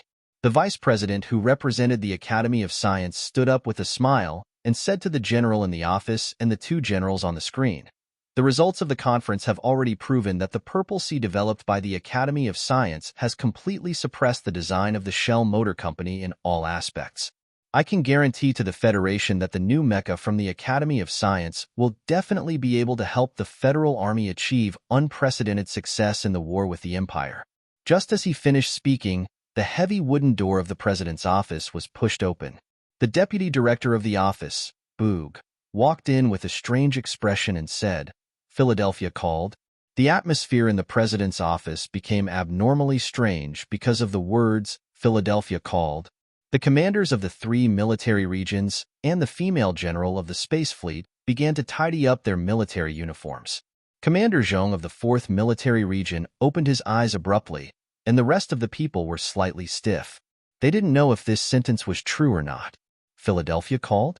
That old man seemed to have not cared about the affairs of the Federation for more than 10 years. Why did he take the initiative to contact the president today when discussing the mecha standards? The expression of the National Security Advisor froze for a moment before returning to normal. He also didn't think that such an unexpected situation would happen, but then he thought that no matter how respectable that old man's status was, this was still an important matter for the Federation. The other party couldn't just use his status to mess around. There was no video, but an old voice sounded from the phone in the president's office. A mecha standard actually took 1 day and 1 night to discuss. Then if the Empire invades again, do we have to discuss this for 2 months? Do we even need to invite the members of the Federation Management Committee to participate in the discussion? President Sieg smiled slightly and said into the phone, "Do you have any suggestions?" The voice on the other end of the phone said slowly, Mechas are used for battle. The data is not important. Two mechas fight, and we just need to see the result. The president's office was silent. No one would have thought that this great military god, who had not spoken about the Federation's affairs for more than 10 years, would actually speak up for the sake of the new mecha standards. Furthermore, the method he suggested was so primitive and barbaric and even a little naive. However, no one raised any objections. The chairman of the Joint Chiefs of Staff, General Miles, stood up and saluted into the phone. He said, "General Miles reporting to the division commander. We will definitely complete the mission." Years ago, during the first intergalactic pursuit against the Empire, General Miles was the battalion commander of the 17th Armored Division, and General Li Pifu was the division commander of the 17th Armored Division. At this time, the other generals in the office had also stood up and listened respectfully to Fei Cheng's call. For the federal military, Fei Cheng's call was not a suggestion, but an order from their superiors. They only needed to follow orders. President Sieg stared at the phone in front of him. He did not feel that his authority was being challenged. Although the scene in front of him was a little ridiculous, and the Federation military did not respect the president and that old man, he knew that this was caused by history. As long as that old man was still alive, the Federation president's position in the hearts of the military would never be as high as it was stipulated in the Constitution. The National Security Advisor had been silent all this time. At this time, he suddenly said, "Sir Marshal, if a mecha battle is to take place, naturally there needs to be a fair environment. Can we allow both sides to freely choose their own pilots?" The battle for the new mecha standards of the Federation, after a day and a night of stalemate, was finally resolved with a phone call. It returned to the traditional mecha battle in the military camp. Although everyone knew that this method would not be able to fully display the new mecha standards of both sides, it was still a relatively fair method. Sulu, who had been in the lounge of the president's official residence for more than 10 hours, finally heard the news after going to the washroom a few times. This news was not unexpected. It was also the best method he had imagined, because the Academy of Sciences mecha data did indeed have the advantage. However, he did not know what kind of struggles and secret compromises the big shots in the Federation's cabinet had gone through in order to achieve this mecha battle. He also did not know that this situation had been decided by the military god of Fei Cheng. Other than Shang Qiu, who had entered the president's office to explain, the rest of the technical team had not had the chance to enter. They had originally planned to explain some of the characteristics of the MX mecha to those big shots, but it seemed that those big shots did not need this at all. They would only do things according to their wishes. That night, returning to the 24th floor of the hotel, Sulu looked at the dimming lights of the president's official residence in the distance. Thinking of Mr. CEO's solemn instructions, his heart also became heavy. This was already the last chance they could fight for. In a mecha battle, Nutshell definitely could not afford to lose. The mecha battle location has been chosen at the Old Moon base. Sulu took the teacup and said seriously to Bai Yulan beside him, "The time is 3 days later. There's still time to make the initial preparations. However, this place is disadvantageous for us. The low-gravity environment will magnify the difference in instantaneous power output. Mobility is especially important at the Old Moon base. You need to be mentally prepared." Bai Yulan held her teacup with both hands and nodded lightly. She said softly, "Understood." Sulu turned around, his eyelids drooping as he repeated the calculations he had done countless times in his mind. He said, "You must force the opponent into an overclocking battle." The Academy of Science did not do enough self-checks, so they definitely haven't discovered that problem yet. Under the overclocking state of the electronic jets, the longest stable time is only 3 minutes. You just need to drag on for 3 minutes, and their purple sea will be destroyed for everyone to see. Concentrating the power of both engines to make an instantaneous increase in power output was an operation that would only be used in an absolutely intense mecha battle. At this time, Suli's request for Bai Yulan to drag the Academy of Sciences Purple Sea into this state and maintain it for 3 minutes was a very difficult request. "No problem." Bai Yulan lowered her head and said softly, "After hearing what you said, my confidence is increasing. I even somewhat hope that the opponent will choose Mad Manly as their pilot." Sula laughed, shook his head and said, "This possibility is too small." Previously, the president said that this mecha battle was the intention of the Lees of Philadelphia. "It's obvious that they are helping us. How can Mad Manly participate?" Li Xiuzhu stood by the window with a gloomy expression. He didn't know that Sulu had been standing by another window not far away, looking at the president's residence with him. The news that came earlier made him feel somewhat unhappy. His family had spent a lot of money to convince the National Security Advisor. They had also used their relationship with the First Military Region and the threat of the Empire to make the big bosses of the federal military firm their stance. However, he didn't expect that all of this would disappear because of a call from Philadelphia. "Don't worry about anything." There was only one energy-saving lamp in the room, so the light was somewhat dim. The president of the Academy of Science, Lin Yuanhu, sat on the sofa in the luxurious suite. His expression was very calm as he looked at this young nephew of his and said, "It's just 3 days later than scheduled." Li Xiuzhu turned his head and forcefully hid the trace of displeasure on his face. He smiled and said, "It's good that Uncle Lin has confidence. I have confidence in the research ability of the Academy of Science." Lin Yuanhu's expression slightly darkened. This afternoon, he and Li Xiuzhu had been waiting in the hotel for the news from the president's residence. Because of the press conference that the Federal Academy of Science held without authorization, this old man knew that President Sieg had a lot of opinions about him. Even the big bosses of the military had secretly scolded him. It was all thanks to the Li family's help that the anger was quelled. Since this was the case, it was naturally inconvenient for him to go to the president's office. Therefore, he only sent a deputy president as his representative. However, he didn't expect that after waiting for more than 10 hours, he would end up with such an awkward result. A trace of displeasure and vigilance appeared in the heart of this leader of the Federation's academic community. "You rest first. I still have to arrange some things." Li Xiuzhu smiled slightly and walked out of the room. Just outside the room, he first called his father. The head of the Li family naturally already knew about the decision of the president's residence, but he needed to know if there were any follow-up arrangements from his father's side. The head of the Li family's calm voice came from the other end of the phone. "There's nothing for you to do now. The National Security Advisor will take care of it." "Yes, father." In the afternoon of the second day, Major Li Feng, who had been on his shift from the front lines and had stayed in the capital ring for almost half a year, walked out of the Army General Hospital with a dark expression. Zhou had already been discharged from the hospital, but no one had informed him. Although with his background, even if he rushed into the West Mountain compound, no one would dare to stop him, but after all, he still had to think about the honor of his family. Thinking about the phone call he had received from the Ministry of Defense, Li Feng's expression became even darker. They actually wanted him to go to the old moon base to participate in some kind of mecha battle? Or was it on behalf of those old scumbags from the Academy of Science?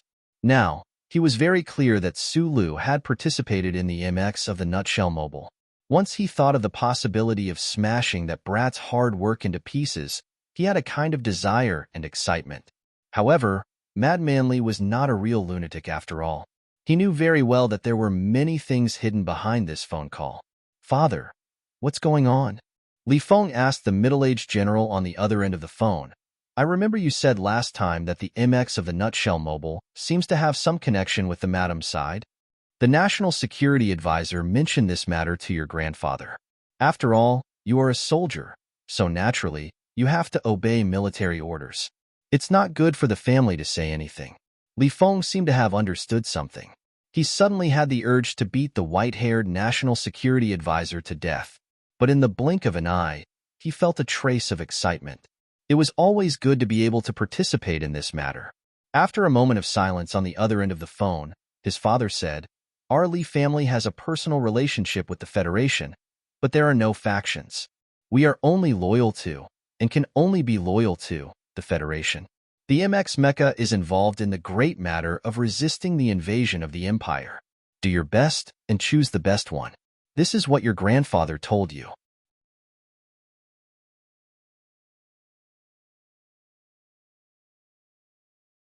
Chapter 247. In the deep blue space, countless stars were quietly watching the spaceships flying among them. The people on the spaceships were also watching them. In the field of vision below the dark star field, a giant hexagonal space station was reflecting the light of the stars. It was brighter than any of the stars in the field. The hexagonal space station quietly overlooked the surface of planet S1, ready to accept the spaceships that leaped out of the atmosphere at any time. Sulu stood beside the porthole, squinting his eyes as he watched the space station not far away. He was slightly excited. He had experienced space travel before. The last time he took the ancient bell from Donglin to the capital ring, it was at the giant space station that he took the spaceship to transfer to. However, the spaceship he took today did not stop at the space station. Instead, it directly broke through the gravitational pull and atmosphere of planet S1 and flew into space, heading towards the old moon base. The Shell Motor Company had its own commercial fleet. It was not large in number, but its performance was excellent. The technical team was going to the old moon base to participate in the test battle of the new MX mecha.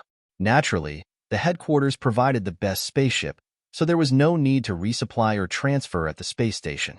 The light of the stars outside the window suddenly dimmed. Sulu knew that the spaceship was changing direction. He walked back to his seat and looked at the serious expressions of his companions. He could not help but feel a little nervous. The technical staff of the Shell Motor Company were all wearing dark gray military uniforms. This was because, in a sense, they were all non-staff members of the Federal Army. Even Shangqiu was a civilian major. In this spaceship, the only people who were not wearing military uniforms were Secretary Bai, who was beside Sulu, and the CEO, who was sitting in the luxurious private room at the front of the spaceship. Bai Yulan had made a big mistake in the army years ago and was expelled from the army. The CEO did not want to use military uniforms to boost his confidence. The CEO of the Shell Motor Company, if placed in a place like East Forest or West Woods of the Federation, would be at the level of a district chief executive. A few days ago, the attitude of the Shell Motor Company during the internal struggle of the Federation was clearly not in line with the status of this giant company in the Federation. Sulu thought of the CEO, who was in his 40s and had some doubts in his heart. The CEO of the Shell Motor Company had not shown much in the past few days.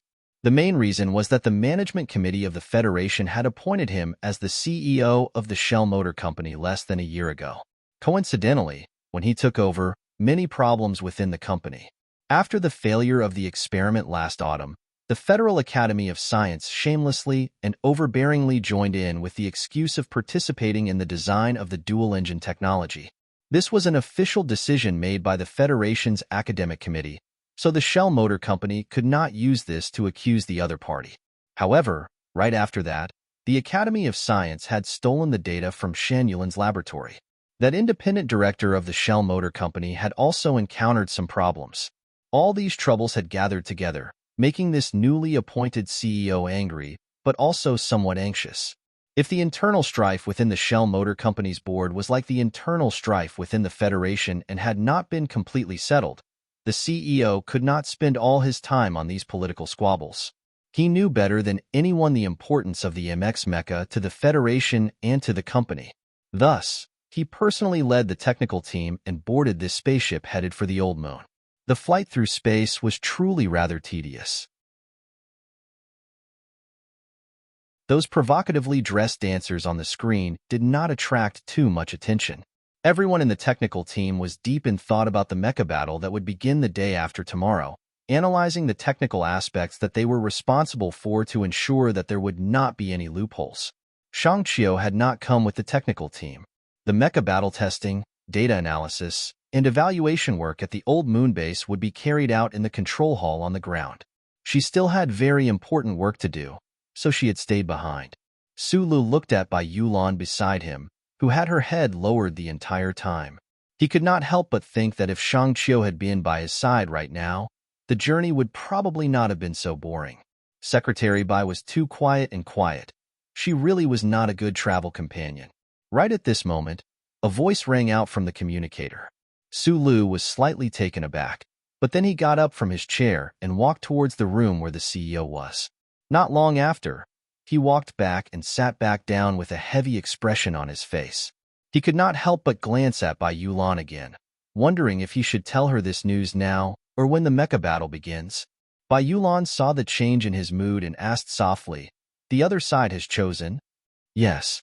The mecha battle testing this time was of the utmost importance and had attracted the attention of countless people. Both sides would definitely choose the most experienced and most capable pilot in the Federation.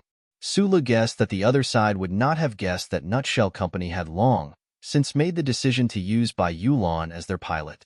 However, he also did not expect that the other side would actually have a way to persuade that fellow to come personally. After a moment of silence, he said, "It's mad manly." Bai Yulan's delicate eyebrows rose, then calmed down. Like a small stone thrown into a lake, it settled down after a slight ripple. After a moment of silence, he took out a cigarette from his pocket, lit it up, and took a deep puff. Sulu had always thought that Secretary Bai did not smoke. He did not know that night, when Bai Yulan had seen him operate the old mecha and make so many fierce attacks, she had secretly smoked a cigarette. He also did not know that when MX had succeeded, Bai Yulan had also smoked a cigarette. It was not that Secretary Bai did not smoke, but he would only light one when he felt a real tremor. The smoke detectors in the spaceship began to beep, and the electronic female voice began to warn them. The surrounding technical team members were all startled out of their thoughts and looked curiously at Sulu and Bai Yulan's seats. Then, they saw the two heavy and slightly tired faces, and in an instant, they understood something. Hearing the warning from the electronic female voice, Su Li's mood was somewhat irritated, and he wanted nothing more than to kick the loudspeaker away. "What I was afraid of has come." Bai Yulan only took 3 puffs before the cigarette between her fingers burned to a crisp. He coughed lightly and said, "Boss, looks like the people behind you are not as powerful as you think." At some point in time, Bai Yulan had begun to refer to Sulu as boss. Perhaps it was because of the 20 million Federation dollars. Sulu knew what she meant. In the Special Capital Region, the two of them had had a long conversation. The Tai family, who had always stood behind Sulu, had always had a close relationship with the Lees of Philadelphia. Why did that lunatic from the Lee family want to interfere in this mecha battle this time? Mr. CEO had also just received the news. Sulu was currently in the spaceship. Even though he had hundreds of questions in his heart, he could not make a phone call to clear them all up, so he could only remain silent. Secretary Bai lowered his eyes slightly, and his fingers slowly pinched the remaining half of the cigarette.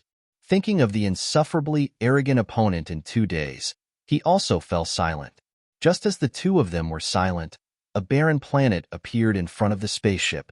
The earthy yellow surface of the planet was even clearer under the light of the stars. Only the pearl-like structures on the surface and the black materials scattered all around reminded people that this was not an uninhabited barren planet, but the largest companion of planet S1, Old Moon. Humanity's second entry into the universe, and the first planet to be officially developed was one of the 2 moons, Old Moon. In the literature, this satellite that had accompanied planet S1 for billions of years was called Moon Number 1, but the people of the Federation usually called it Old Moon. The development of the Old Moon had been going on for many years. Although scientists had tried to recreate the ecosystem, they had failed time and time again. The phenomenon of atmospheric escape in a low-gravity environment could not be eliminated. However, the development of the Old Moon by humans was extremely deep. Those pearl-like structures that could be seen from space were actually as many as 700 residential bases. The bases were covered with high-strength multi-layer rigid membranes that filtered the blazing light of the stars and the omnipresent cosmic rays. At the same time, the life support system of the bases was isolated from the outside world. The black material that was about to cover a quarter of Old Moon's land area was transformed from the mineral resources of the 4 neighboring planets into a solar energy collection and absorption material. Now, it was completely capable of supplying energy to countless military and civilian bases on Old Moon. The ubiquitous black was one of the 5 largest planetary transformation activities in the history of the Federation. It cost a lot of money and time, and it was one of the greatest glories of humanity. Under the pen of a poet, they would often describe how the giant pen of humanity painted a barren planet in the sky with a layer of unnatural color. It was naturally earth-shattering to be able to change the world. Of the 700 bases on Old Moon, the largest was naturally the federal military's main assembly base and the Shell Motor Company's spaceship manufacturing factory.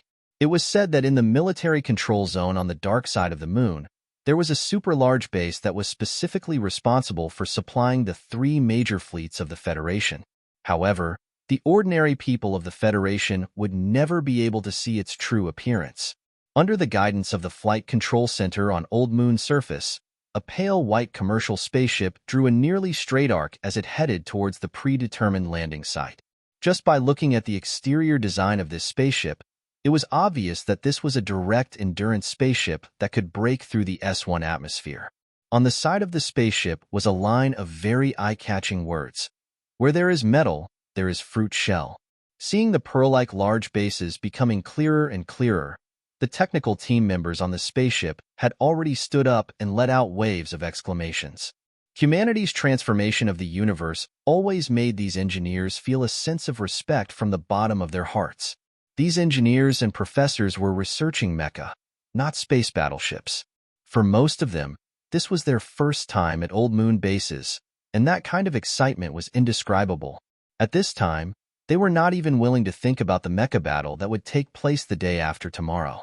The boundless black sea that stretched out like the grasslands of the Eastwood region was indeed an extremely magnificent sight. And those pearl-like bases that were covered by a giant membrane were also an exciting process. Sulu should have been excited by everything in front of him, but the extremely bad news during the journey made his heart feel a little heavy, and he actually somewhat ignored this magnificent scenery. The Shell Motor Company's exclusive spaceship did not land at its own base, but instead flew directly to the Ministry of Defense's Space Assembly Base. Accompanied by the loud sound of airflow and the electronic positioning siren, the spaceship steadily landed on the dock, and then a large piece of shrinking equipment placed it underground. The alarm was lifted, and the technical team disembarked from the spaceship. They sat on the self-propelled electric scooter below the spaceship and followed the 10-kilometer-long underground tunnel towards the dark and quiet front. Mr. CEO had a special car to pick him up and had already left. The moment they left, Sulu noticed that Mr. CEO's expression was a little gloomy. Beside him, his secretary was holding a phone and arguing nonstop with certain parties. The CEO of Nutshell probably also smelled a trace of danger. There were too many people in the Federation who did not want Nutshell to get the standard for the new mecha. Thinking of this, Sulu could not help but feel a little cold. Even if the Iron Schemer was one of the 7 great families in the Federation, how could they have such a huge influence? He looked at his phone and confirmed that there was signal in the underground tunnel, so he directly called Secretary Shin. Over the phone, he told the other party the news he had just received, and then quietly waited for the other party to reply. Shinli was silent for a long time on the other end of the phone before saying, "I just verified this news. According to the intelligence report, it should be that Senator Macklin who gave the idea to the National Security Advisor. As for the Philadelphia side, I don't have that kind of influence." "What about the madam?" Sulu continued to ask.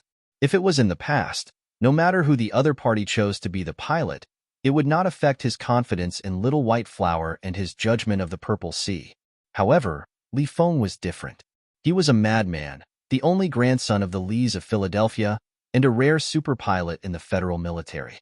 At this time, if Sulu and Madman Li were to fight, he would not mind. However, as Bai Yulan had said before, when it came to mecha piloting, Madman Li's ability was too terrifying. This was a result of his battle record. Sitting under the huge dome, Sulu looked at the layer of transparent film 10 meters away from him through the glass.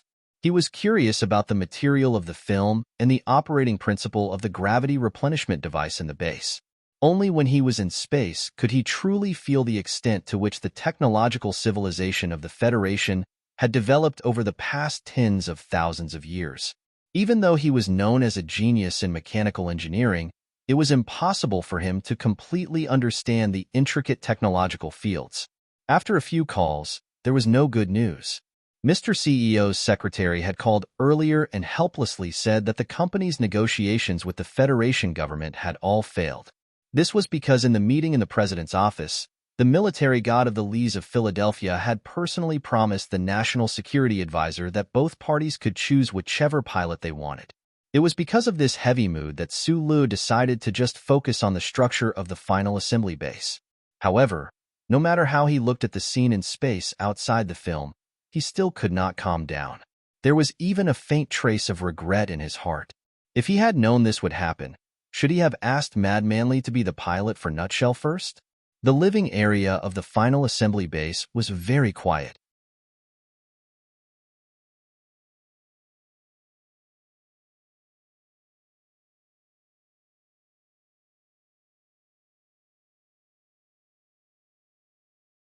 Chapter 248. Sulu had met many big shots in the Federation, not to mention the president, who had been very kind to him throughout the journey and had solemnly instructed him to do so. Even the mother and son of the Tai family, as well as General Zhongxing, were all big shots that could shake the surface of a planet with just a word from the Federation. However, meeting big shots did not mean that he could completely understand the way they did things. To be more precise, he still had not gotten rid of the moral standards of the citizens at the bottom of the hierarchy. He always thought that no matter if it was a politician or a politician, they would still need to maintain their dignity and do things according to the rules of the Federation. Even if they were faced with a strong conflict of interest, the way these people snatched benefits was always elegant, calm, and confident. It was just like how the Federal Academy of Science took the data of Professor Shin from the Husk Institute. Everything was done so cleanly, and they looked down from above, swallowed mountains and rivers, and silently flowed like a clear spring. Until today, when he first heard that Mad Manly was selected to be the pilot, and then this guy who called himself an official of the Bureau of Proclamation led soldiers to stop by Yulan and was about to arrest her, Sulu finally understood that when the big shots in the upper echelons of the Federation had their fundamental interests infringed, they would not hesitate to show their greedy and cold appearance. As long as they had the slightest reason, they would use extreme methods and do things to the extreme. They would endlessly show the realm of shamelessness that they could reach. What does this have to do with the Bureau of Proclamation? If you want to go to military court, it's the Department of Defense's business. Because of this understanding, Sulu could no longer suppress the anger that he had been suppressing for a long time. He narrowed his eyes and looked at the official in front of him. His gaze was like a knife that could cut the indifferent face of the other party into countless mottled pieces at any moment. Correspondingly, he could no longer play the role of a silent, optimistic, and cheerful technician. Instead, he began to emit a lonely and ruthless aura from his bones. What does this have to do with the Bureau of Proclamation? The Bureau of Proclamation doesn't need to tell you. The official ignored his anger and replied with a smile. The Bureau of Proclamation was usually only responsible for coordinating with the work of the government. They rarely showed themselves directly. Today's trip to the old moon base was due to the persuasion of some powerful people within the Federation government. In fact, the Shell Motor Company had already entered the old moon base. At this time, only a transcendental existence like the Bureau of Proclamation would dare to challenge the rules of the entire Federation. They would not hesitate to destroy an important new mecha test battle just to arrest this pilot named by Yulan. This official was not worried about the Shell Motor Company's counterattack. The Bureau of Proclamation rarely took action, but once it did, no government would dare to go against it, let alone an enterprise. Under the glory of the first charter, these officials seemed to be covered with a layer of inviolable brilliance. Sulu stood in front of Bai Yulan and unceremoniously slapped the gun barrel away. His strength was so great that even a casual slap caused the soldier's wrist to ache. The atmosphere in the room suddenly became tense. "What are you looking at?" Sulu narrowed his eyes and scanned the stiff attitude of the soldiers around him. He said in a low voice, "Shoot me if you dare." At this time, he naturally thought of that rainy night in the industrial park of Harbor City.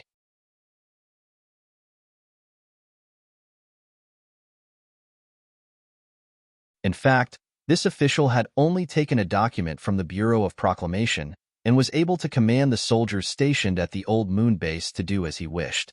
This kind of authority was terrifying. Sulu was calling the CEO. Since the other party had used such a shameless move, other than the CEO himself, The technical team members could not think of any other way. However, the call did not go through. Whether it was the CEO or the secretary's phone, both were turned off. He narrowed his eyes. He knew that the other party must have been prepared.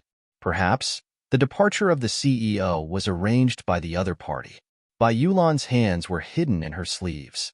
Suddenly, she sighed and slowly took her hands out. From this sigh, Su Lu could hear many emotions. There was unwillingness to accept defeat, as well as helplessness and disappointment. Bai Yulan had joined the army when he was 15 years old. He didn't have any background or support. When he entered the Special Mecha Battalion of the 17th Armored Division, his small knife and his amazing mecha piloting skills were his true foundation. It was also because of his achievements on the front lines that he was only expelled from the army after he violated the military order. He wasn't sent to the military court. Even though she was a fierce veteran, after knowing that the opponent's pilot was Mad Manly from Philadelphia, she still wanted to avoid the battle. During this journey in space, Bai Yulan had done a lot of psychological preparation. She had stimulated the most powerful part of her mental world. That was why she could calmly say those words to Su Lu at the tea table. Bai Yulan had already decided to give it her all and leave no regrets. She wanted to see just how strong the grandson of her teacher was. However, just as she was about to summon her tiger chi, she was blocked by a pack of jackals and wolves in the forest. Heroes should have a place to use their abilities. Those people wanted to shamelessly take away this opportunity from Bai Yulan when he was at his peak. That Sai had a sense of unwillingness and indifference from the corner of Su Li's eyes. She noticed that Bai Yulan was not holding the delicate knife when she took it out of her pocket. Bai Yulan lowered her eyes and said, "I'll go with you." She had to go. The situation now was different from that rainy night. The faction led by the Federal Academy of Science was not even afraid to use their connections within the Bureau of Proclamation to prove that they were determined to win the Federation Mecha Standard battle at all costs. Although the destruction of Jade and Stone was tragic, the problem was that the opponent had only piled up a pile of firewood. Su Lu, on the other hand, was a 1,000-year-old gem in this mecha battle. Bai Yulan could not just stand by and watch Su Lu fall into the opponent's trap because of his anger. "If you leave, what will we do?" scolded Su Lu angrily. "They just don't want me to participate in this mecha battle," said Bai Yulan softly. "At most, they'll just lock me up for a few days and I'll be fine. As for the mecha battle the day after tomorrow, you can go on your own." These last few words, Secretary Bai had said them very softly. Only Su Lu, who was standing in front of her, could hear them. A strange light flashed through Su Li's eyes. He had not expected Secretary Bai to make such a suggestion. That said, Bai Yulan stretched out her hands. He knew that he was still paying back his debts for all the mistakes he had made in the military back then, as well as last autumn in Bermuda. Since the Bureau of Proclamation had appeared, they had naturally evaded the blockade of Unit 8384 and obtained evidence of his crimes directly. Who knew how many years he would be sentenced to by the Federation Court? "No need," said the Bureau of Proclamation official with a smile. He too knew the significance of the mecha battle 2 days later.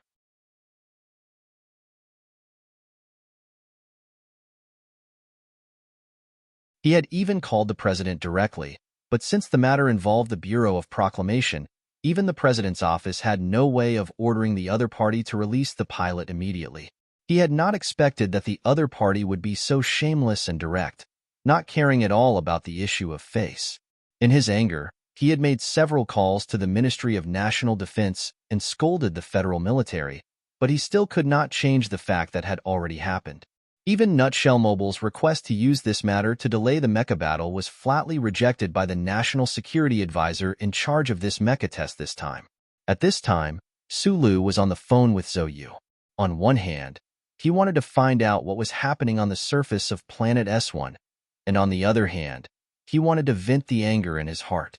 On the surface of a conflict of interest, there is often a veneer of political harmony. However, if the benefits are big enough, people are not afraid to tear off this veneer and rush forward to snatch food, just like the wild beasts in the forest on the other side of the electronic fence. On the phone, Zhou Yu said softly, "The Battle of the MX Mecha involves a lot of benefits, and it also concerns Dean Lin's reputation in this life. He doesn't want to step down without any dignity, so naturally he won't care about these things. In the end, for you to be able to help Nutshell Mobile force the other into such a blatant ugliness is already very impressive. She glanced at the child in the nanny's arms and lowered her voice to say, "The winner is the king, and the loser is the thief. As long as the result is achieved, not many people care about the process. Right now, for you, the key is to help that little white flower win in the mecha battle the day after tomorrow." The Ministry of National Defense has urgently sent an ace pilot over, Sulu said after a moment's silence, but the opponent is using Mad Manly. That's why I don't understand what the other side is thinking. Although the Lees of Philadelphia have always been known for their neutrality, I believe that if the madam is really willing to help Nutshell Mobile, she will definitely be able to do more. I remember Tai Ziyuan once said that the old director of the Bureau of Proclamation was a seventh-generation relative of his. I'm not sure about that either. Hearing Mad Manly's name, Zhou Yu's tone became a little more cautious. Right now, you can only hope that the ace pilot father has chosen for you all is stronger than that secretary of yours. After hanging up the phone, Sulu walked closer to take a look at the mecha that was being modified. The engineers of Nutshell Mobile carried on with their own work with gloomy expressions. They stared at the mechanics of the main assembly base as they changed the firepower system and installed the outer armor sensor equipment without blinking. They had already arrived at the old moon base, but in the end, the opponent had still used underhanded means to take away their test pilot. The engineers of Nutshell Mobile all knew what this meant. Of course, they were worried that these mechanics of the main assembly base would not be too clean. Sulu walked out of the core area warehouse and asked for a cup of green tea in the living area. He leaned against the glass wall and sipped on it. Through the many layers of rigid film, he looked at the desolate but moving surface of the moon outside the base and lit a cigarette. He smoked one cigarette after another until he felt that his lips were a little numb. The smoke made him squint his eyes. Only then did he feel a little better. He remembered what Bai Yulan had said before she was taken away and lightly clenched his fists. A soft synthesized female voice sounded, indicating that there was an external ship landing outside the main assembly base. Sulu did not pay attention to it. President Sieg and the members of the Joint Chiefs of Staff would be watching the mecha battle from afar in the control hall of S1 the day after tomorrow. These 2 days, the spaceships that were taking off and landing at the old moon base were mostly engineers and logisticians. A few minutes later, the sound of footsteps could be heard from the entrance of the underground tunnel leading from the spaceship berth to the base. These footsteps were very steady, as if a group of soldiers were marching forward. Sulu subconsciously turned his head to look, but his line of sight was blocked by the buildings. He could only see that many officers and mechanics in the living area were all walking towards the sound of the footsteps.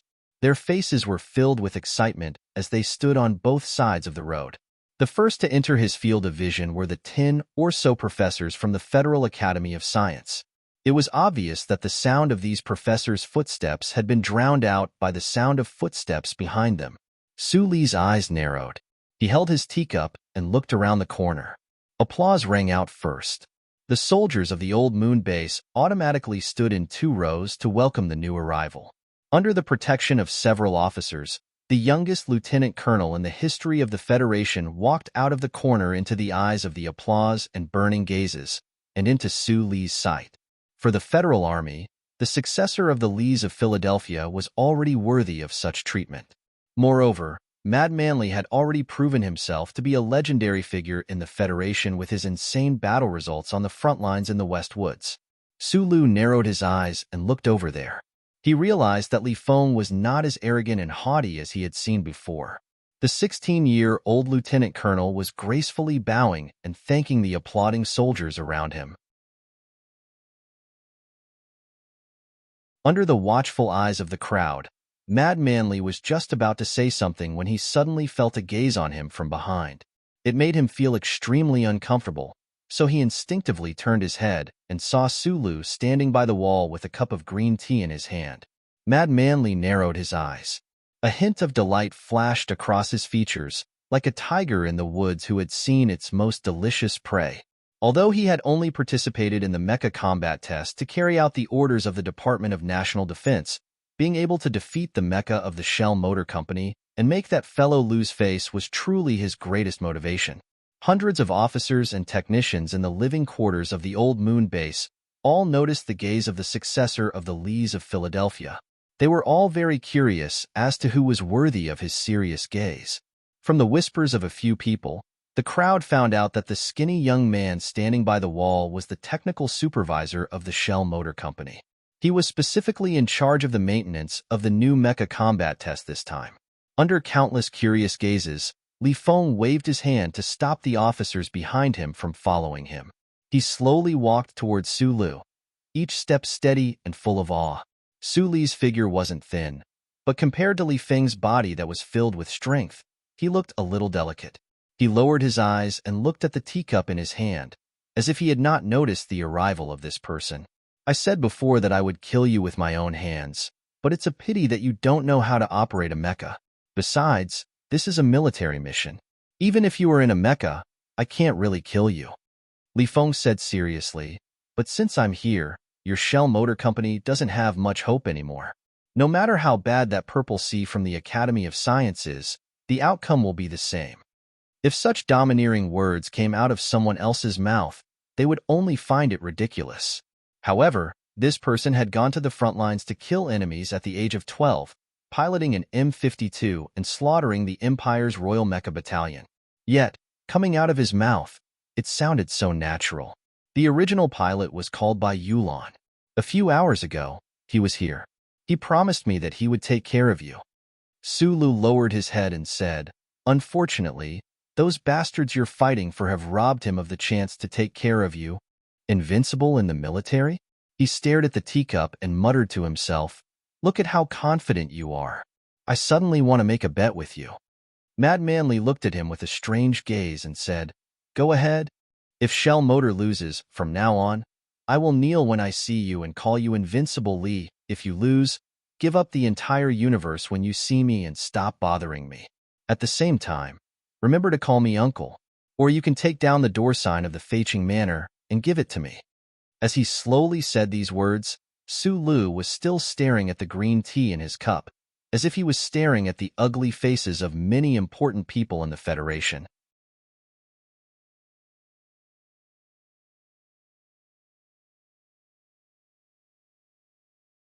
Chapter 249. Just like any scene in a play, when two people who had no standpoint and were natural enemies met each other, sparks flew in all directions amidst their calm words.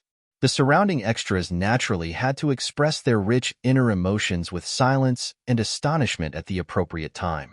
They were inexplicably surprised by the bet. The population of the Federation was in the billions, and the Federal Army was in the millions. The number of heroes in history was innumerable. No one would have thought that a thin technician would say that he would dismantle the house number of the Lees of Philadelphia in front of the descendant of the god of war.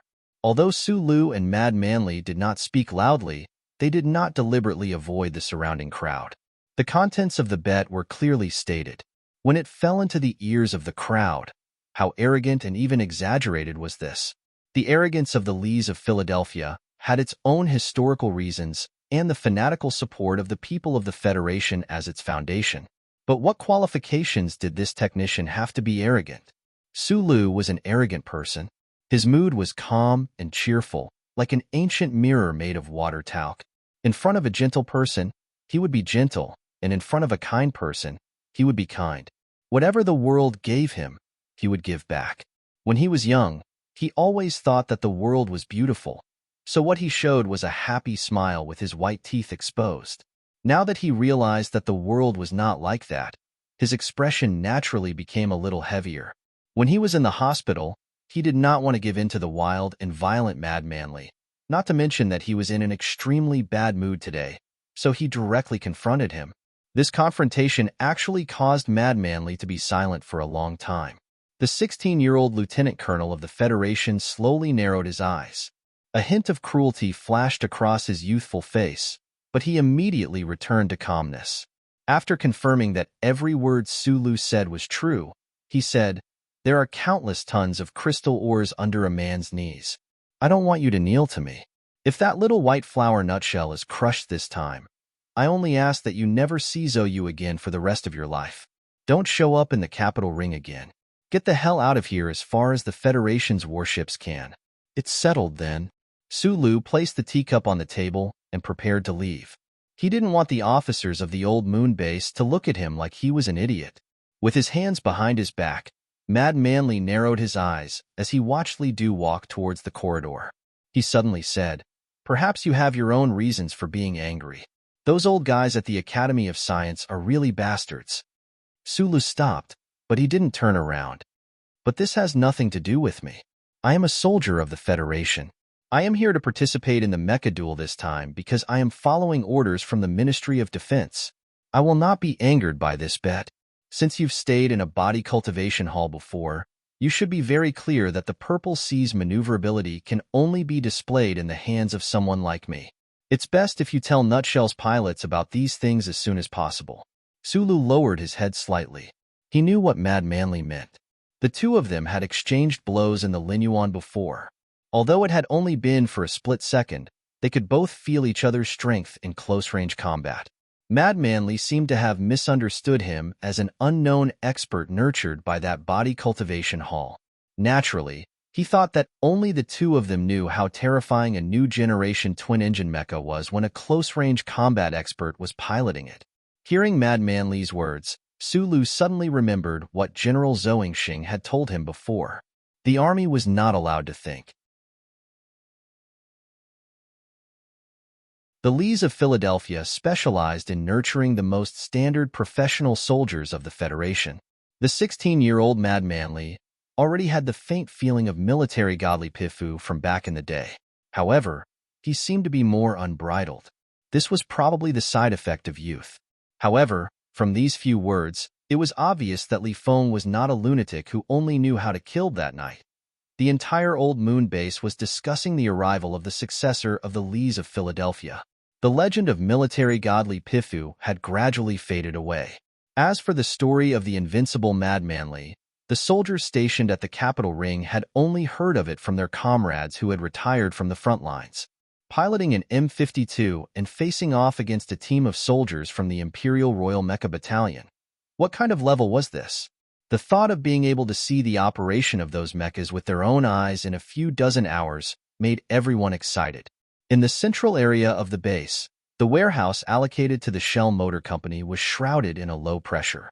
The mixed air provided by the life support system made the technicians feel a little strange.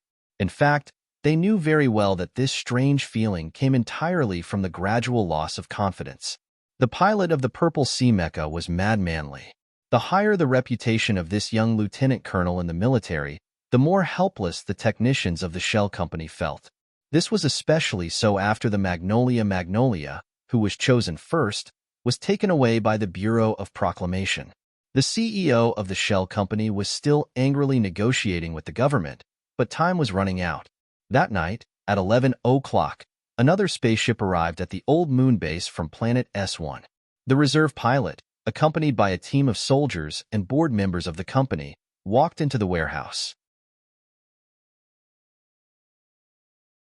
If even this reserve pilot was taken away by the other party's tricks, the Shell Motor Company would most likely report the whole incident to the media and have a war with the government.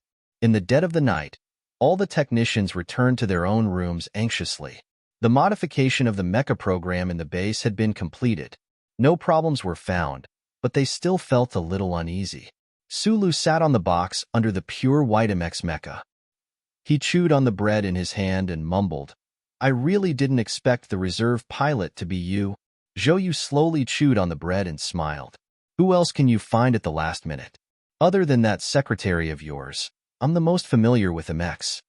This ace student of the first military college's mecha department was already drenched in sweat. Previously, he had cooperated with the technical team to perform the hot start and basic operations, which had used up some of his energy. He looked at the lonely Sulu and his heart skipped a beat.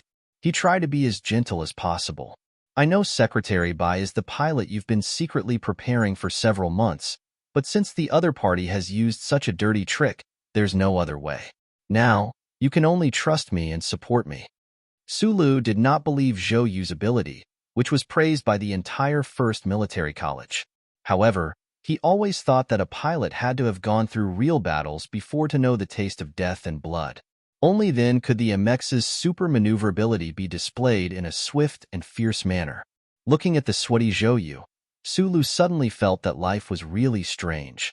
The first time he had piloted a mecha in battle was this officer beside him, and now he had to snatch the control rights of Little White Flower from the other's hands. Zhou did not notice Su Li's intentions. He only comforted him. Major Lan Xiaolong, who was in charge of protecting you, also knew that White Magnolia was arrested. He notified the military officer of 8,384, so you don't have to worry. Speaking of which, they're all from the 17th Armored Division. If the war god's own people were treated unfairly like this, he would definitely speak up. The military has always been very protective of its own people, but it's too late. He continued, this time, the mecha battle standard was actually decided by the war god. Lieutenant Colonel Li Feng was conscripted by the Academy of Science. This is a kind of balance. Otherwise, anyone could see that Fei Cheng was on Nutshell's side. Do you know about cultivation centers? Sulu suddenly asked. There aren't many left in the capital ring. There are still some in Bermuda, Zhou replied. After a moment of silence, Sulu said, how confident are you against Mad Manly? How would you know if you don't fight? Zhou closed his eyes. When the time comes, I'll go. Sulu didn't explain anything else and said very naturally. Zhou stared at him in shock. For a long time, he was speechless. Outside the capital special district, the heavily guarded all-weather command hall of the Ministry of National Defense was already packed with people even though it was still early in the morning. The 3 large holographic screens in front of the hall were performing signal synchronization. Below them, countless workstations were busily performing calculations. The citizens of the Federation didn't know that in this building, a very important matter was about to be decided today. The staff in the hall had a solemn expression on their faces. The Federal Academy of Science and the Shell Motor Company each took up a large work area in the 2 corners of the hall. The middle area was reserved for the technical officers of the Ministry of National Defense. Behind these staff, on several rows of comfortable seats, there were already more than 20 important people in military uniforms or civilian clothes. These people could basically decide many things in the Federation, but today, they could only watch the result and then passively announce the conclusion based on this result. The director of the Federal Academy of Science, Lin Yuanhu, sat in the middle of these important people. His aged face was calm. The generals and officials beside him couldn't tell if he was feeling anxious or not.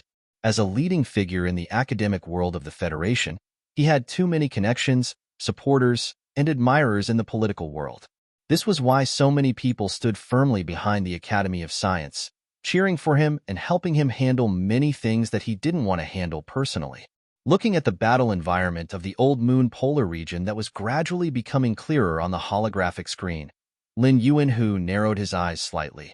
He thought that once this was over, it was time for him to retire. Using a new generation of mecha as a closing song was a good choice.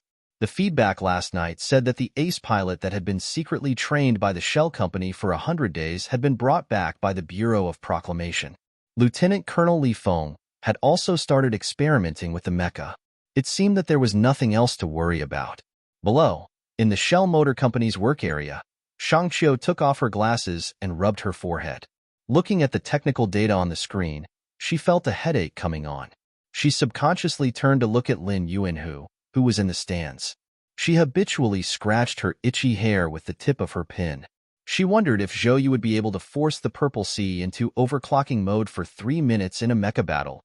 A large military nearland spaceship landed in the Old Moon polar region of the Khaki Mountains. This region above latitude was under the direct rays of the stars all year round. The temperature was extremely high, and the terrain was extremely complex. Choosing this mountain range as the training ground for the Federation's new mecha would allow them to truly judge the combat capabilities and overall maintenance standards of the mecha from both sides. The back of the Old Moon was the base of the Federal Fleet. There was also a subsidiary base near the Khaki Mountains. Two new mecha that carried the future of the Federal Army's new mecha were currently in the base, making the final preparations for battle testing. All the technical staff had already left. The CEO of the shell company patted Zhou Yu's shoulder with a serious expression and said, "During your graduation exam, you defeated an instructor from the 1st Academy's mecha department within 1 minute. That was an ace pilot who had won the Purple Merit Medal, so you must have confidence in yourself." A complicated expression flashed across Zhou Yu's eyes. He said softly, "Please don't worry." After the CEO left, only Zhou Yu and Su Lu were left in this area of the base. As the technical supervisor of the mecha, Su Lu still had to finalize some final parameters and set up the monitoring authority. In the eerily quiet environment, Zhou Yu glanced at the white MX mecha that was 7 meters tall in front of him and suddenly asked, "Do you have confidence?" This was the question Su Lu had asked him the night before. Zhou Yu really wanted to know how he would answer. Su Lu closed the control panel on the ground and said calmly, "Against Mad Manly, I don't have the slightest bit of confidence." After a moment of silence, he added, "But I have the determination." Zhou Yu looked at the back of the figure that was dragging the heavy black box and climbing up the mecha. Suddenly, he said loudly, "You really are a lunatic. I can't believe I actually agreed to let you go. I'm also a lunatic. Don't forget, the person we're going to face today is a lunatic." Su Lu did not turn his head as he replied loudly. Zhou Yu had come from the West Woods to the capital to study. Along the way, he had been branded with the mark of excellence. Thus, he had become increasingly steady and gentle, never making a single mistake.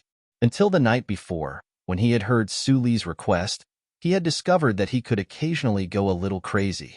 Watching Su Li crawl into the cockpit, he suddenly felt that this kind of craziness might be exchanged for a very good result. After all, this fellow's talent in the field of mecha was indeed very frightening. Closing the cockpit door and opening the black box, he took out the simulation system and installed it. Then, he connected the cable to the MX Mecha's standard interface. This was originally a data channel that Shang Qiu had reserved for him at his suggestion during the final design phase. The warm-up of the mecha had long been completed. Su Lu quietly looked at the feedback of the mecha's data from his helmet. Feeling the slight numbness on his skin, he gently pressed down on the red button. According to the privacy regulations of the First Charter, a pilot's personal operation data could be kept confidential. For the ace pilots of the military, those skills that were exclusive to them were things that they had exchanged for with their lives.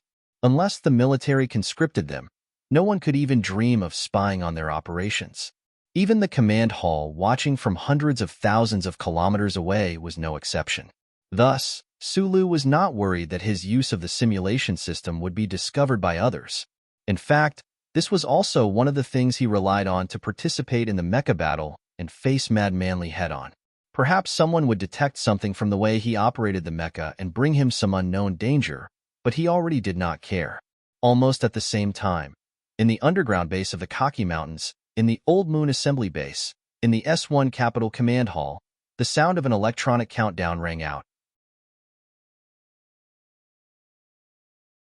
10, 9, 8, 7. Su Lu calmly listened to the electronic countdown. His left hand was on the control stick, and his right hand was on the touchscreen. This idea of mixing two control methods was probably only an unconventional engineer like him would dare to try. As the last chime rang out, the lights below the base dimmed for a moment. The sound of air leakage whistled, but it could not reach the inside of the mecha. The alloy hatch at the top of the base took 2 seconds to open. The load-bearing lift platform below slowly transported the heavy white MX mecha to the surface of the moon. The vision of reality merged with the light green capture system and appeared in the window of the helmet. Su Lu narrowed his eyes. As far as the eye could see, he could only see light all around him. The windless and dust-free Kaki Mountains were bathed in the blazing light. It was a scene of tranquility and danger.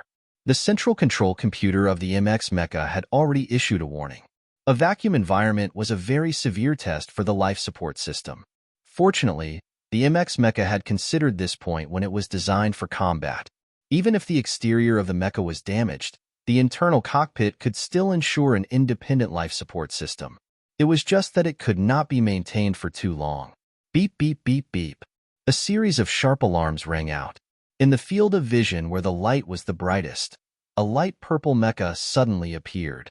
Under the blazing light, the two newest MX mecha of the Federation in the Kaki Mountains appeared even more holy in their white reflections, while the purple appeared even more demonic and murderous. After the two mecha had been transported out of the base, the distance between them was only 200 meters. For a cheetah, it would only take a few breaths to reach its prey.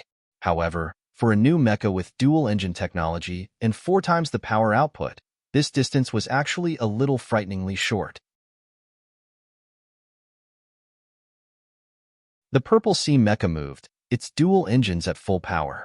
One moment it was still far away. The next it had already turned into a purple shadow and was charging over.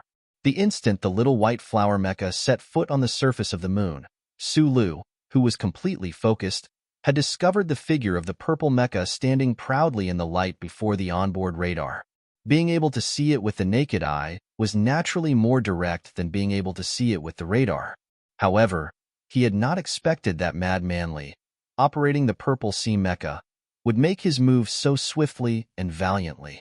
In fact, he had not even chosen to attack with long-range weapons right from the start, instead intending to engage in close-range mecha combat at close range. The right arm of the white mecha had long been raised horizontally, and the hanging weapons mounted on the side of the mecha's arm began to spew wildly. However, the firepower systems of both mecha had already been modified by the final assembly base into low-light marking weapons used in training exercises. In addition, there was no air on the surface of the moon, so it was very difficult to hear those crisp and beautiful clicking sounds. However, at the same time that the little white flower mecha launched its long-range attack, the Purple Sea mecha, which was charging forward at unparalleled speed, made a preemptive judgment. Its heavy mechanical legs stomped viciously on a protruding moon rock, and the mecha's body moved in an extremely strange and powerful manner as it forcefully turned to avoid those beams of light that represented lethality, preventing the sensors on the mecha's body from receiving any signal of damage. In just an instant, the Purple Sea mecha had already broken through the blockade of long-range firepower and arrived in front of Sulu. Without hesitation, it silently and coldly used its hard alloy fists to punch towards the abdomen of the little white flower mecha. The massive inertia of the heavy mecha, the strong initial startup speed of the twin engines, and the evasive maneuverability under quadruple power were all used to their fullest by Mad Manly, who was operating the Purple Sea mecha. Using the simplest of movements, it created the most dangerous moment. The Purple Sea mecha's advance had left behind a trail of light dust on the moon rock, but before it could even touch the purple surface of the mecha, the killing blow had arrived in an instant. A moment later, a cloud of dust had descended. Near the Kaki Mountains, countless data collectors had been installed. The mecha of both sides also had monitoring equipment installed by the final assembly base. In addition, there were 7 highly sensitive satellites positioned above the polar regions of the old moon. These equipment faithfully transmitted everything that happened on the battlefield back to the conference room at the old moon base, as well as to the command hall on Planet S hundreds of thousands of kilometers away.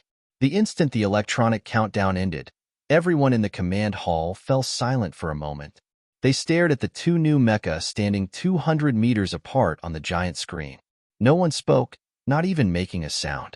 No matter which side the technicians in the command hall belonged to, no matter which side those big shots watching the battle supported, at least in this moment, they all had the same feeling. No matter what standard the Federation adopted for the new mecha, and no matter what the competing interests behind the scenes were, at least they were very honored to be able to witness the first real battle of the Federation's epic-making new mecha. The light on the screen was very intense, but the white and purple of the two mechas' exterior appeared even more intense due to the reflection of the light. The people in the command hall stared unblinkingly at the screen. Only after a moment did those technicians come to their senses and prepare to begin data collection. This was the first real battle of the new MX mecha. The technical parameters displayed by both sides in this battle would not only serve as a judgment for any possible disputes, but more importantly, this was a good opportunity for the Federation to collect data on the mecha. However, the technicians did not have time to do the work of data collection. nor did they have time to use the data to analyze the operating efficiency of the MX Mecha's three major systems in a vacuum environment. Thus, they could only turn their gazes back to the screen. Because the Purple Sea Mecha had moved, and the moment it moved with such power that it could swallow mountains and rivers, full of dominance. Its speed was unimaginably fast. The Federation had been developing mecha for many years. Mecha were renowned for their high mobility, but no one had ever imagined that on the craggy surface environment of the old moon, a mecha could actually display such terrifying speed. This sort of instantaneous activation speed and the wondrous acceleration that followed. Could it be the change brought about by the twin engines? Everyone was aware of this point, but no one had time to sigh. Because everything had happened too quickly, the roar of the Purple Sea Mecha's twin engines could not be collected. However, the people in the command hall felt as if they were on the old moon, watching the Purple Sea Mecha roar away with their own eyes, as fast as lightning. Using this sort of speed to display a revolutionary breakthrough in mecha development, Shang Qiu stared wide-eyed and slack-jawed at the purple mecha charging forward at high speed on the screen, her hands gripping her pin tightly. As a key figure in the formation of dual-engine technology, she knew better than anyone else just what kind of speed a mecha could reach when the dual-engine technology was operating at full power.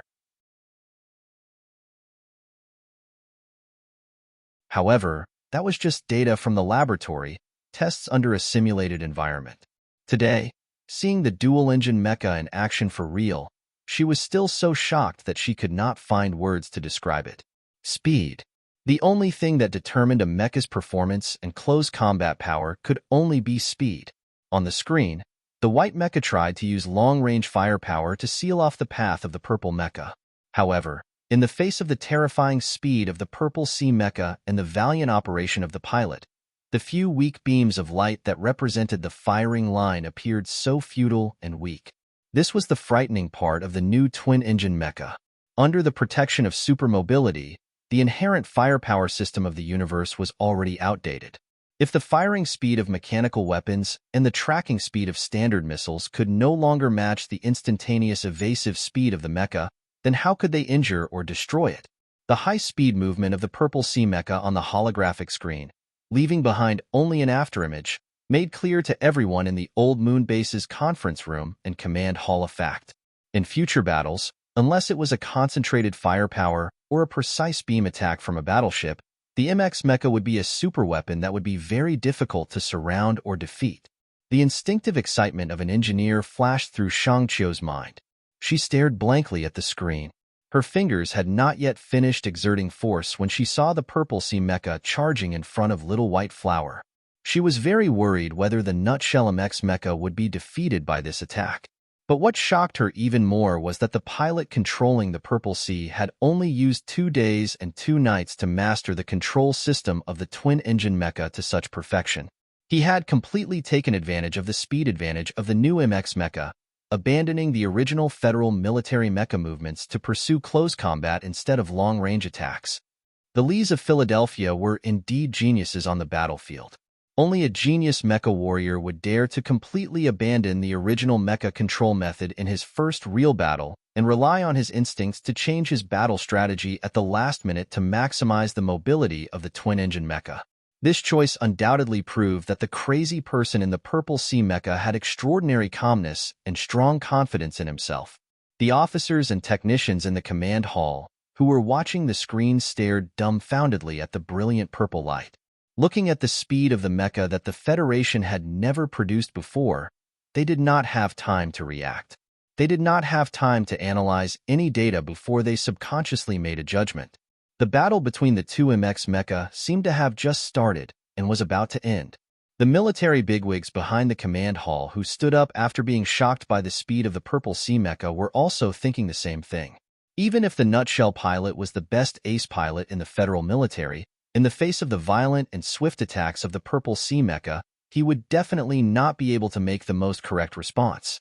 The white mecha that was obviously still defending against long-range attacks and close combat would be like its codename Little White Flower in the next moment, swaying and shattering in the vacuum of Old Moon Mount Kaki.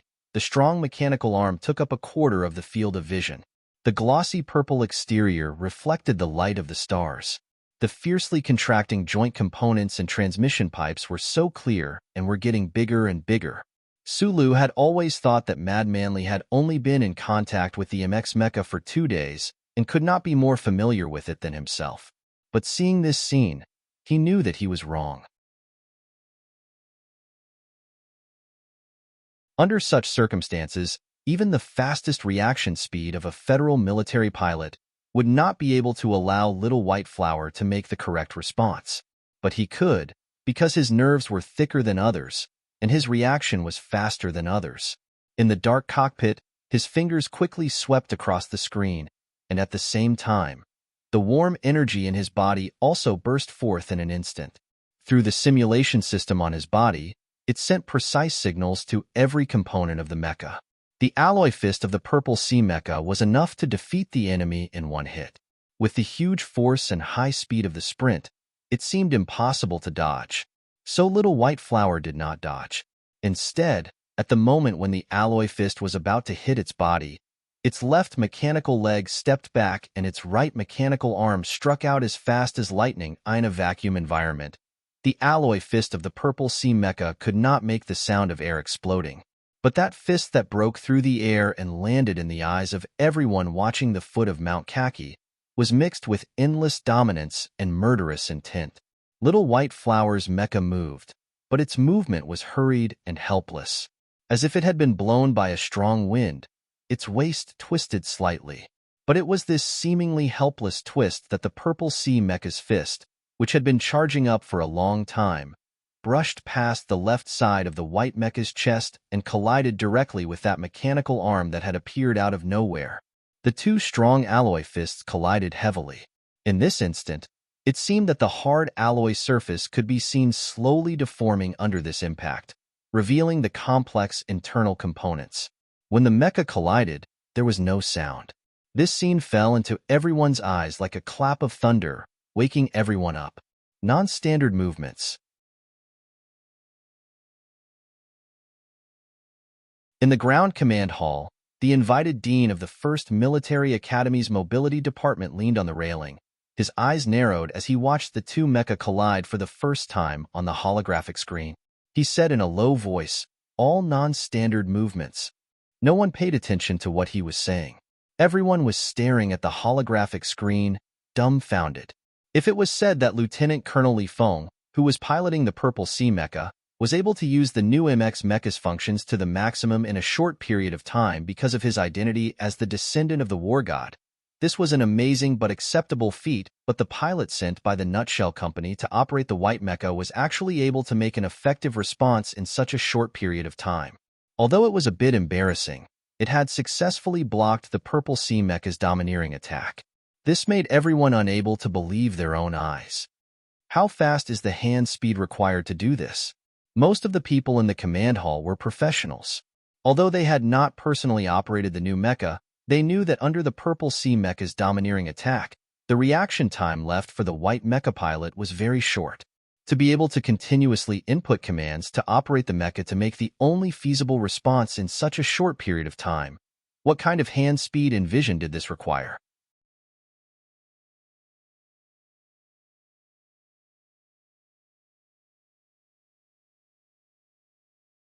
Chapter 250. When the federal military operated the M-series mecha, they had always strictly adhered to military mecha operating regulations. This was because the cruel reality of the battlefield had long proven that any tactical maneuvers that went beyond the regulations could only become a flashy dance of death in battle. Military mecha were tall and heavy metal existences. They resembled humans, but could not be real humans. To control this giant battle machine through those complicated circuitry components, those cumbersome regulations were precisely the most efficient method. In the command hall, the head of the 1st Academy's mobility department stared blankly at the screen. This was because he knew very well that from the high-speed start of the Purple Sea mecha to the unbelievable hand speed of the Little White Flower mecha, whether it was the way it moved or the combat techniques, the mecha operating methods of the two pilots were completely different from what he had been taught for decades. Twin engines, 4 times the power, and unprecedented mobility made the new MX mecha a brand new existence. He had already thought beforehand that the operation of the new mecha would definitely change, but he had not expected that it would require a brand new operating method to be able to unleash the power of this new mecha. War Godly Pifu had once single-handedly killed his way into enemy lines, using an old M-series mecha to kill the Emperor of the Empire, and then retreated bathed in blood. In fact, many people in the military knew that the War God's mecha operating methods were definitely different from those of the so-called ace pilots. However, this method could not be learned, and it could not be used on the old M-series mecha. Until today, when the new mecha battled, a brand new world appeared before everyone's eyes. The people in the command hall vaguely caught something, but it was not clear enough. Only the head of the mobility department had thought of this point first. From now on, the federal military would have to train a new batch of pilots. A revolutionary mecha would require revolutionary operating methods. The fact that the white mecha from Nutshell Company had actually survived a fierce attack from the Purple Sea mecha shocked everyone in the command hall. Everyone felt a trace of admiration for the pilot in the white mecha. Shangqiu looked at the white mecha on the screen in confusion.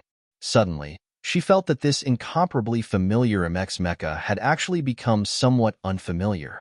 She knew that it should be Zhou inside the mecha, but the problem was that she had worked with Zhou for a long time.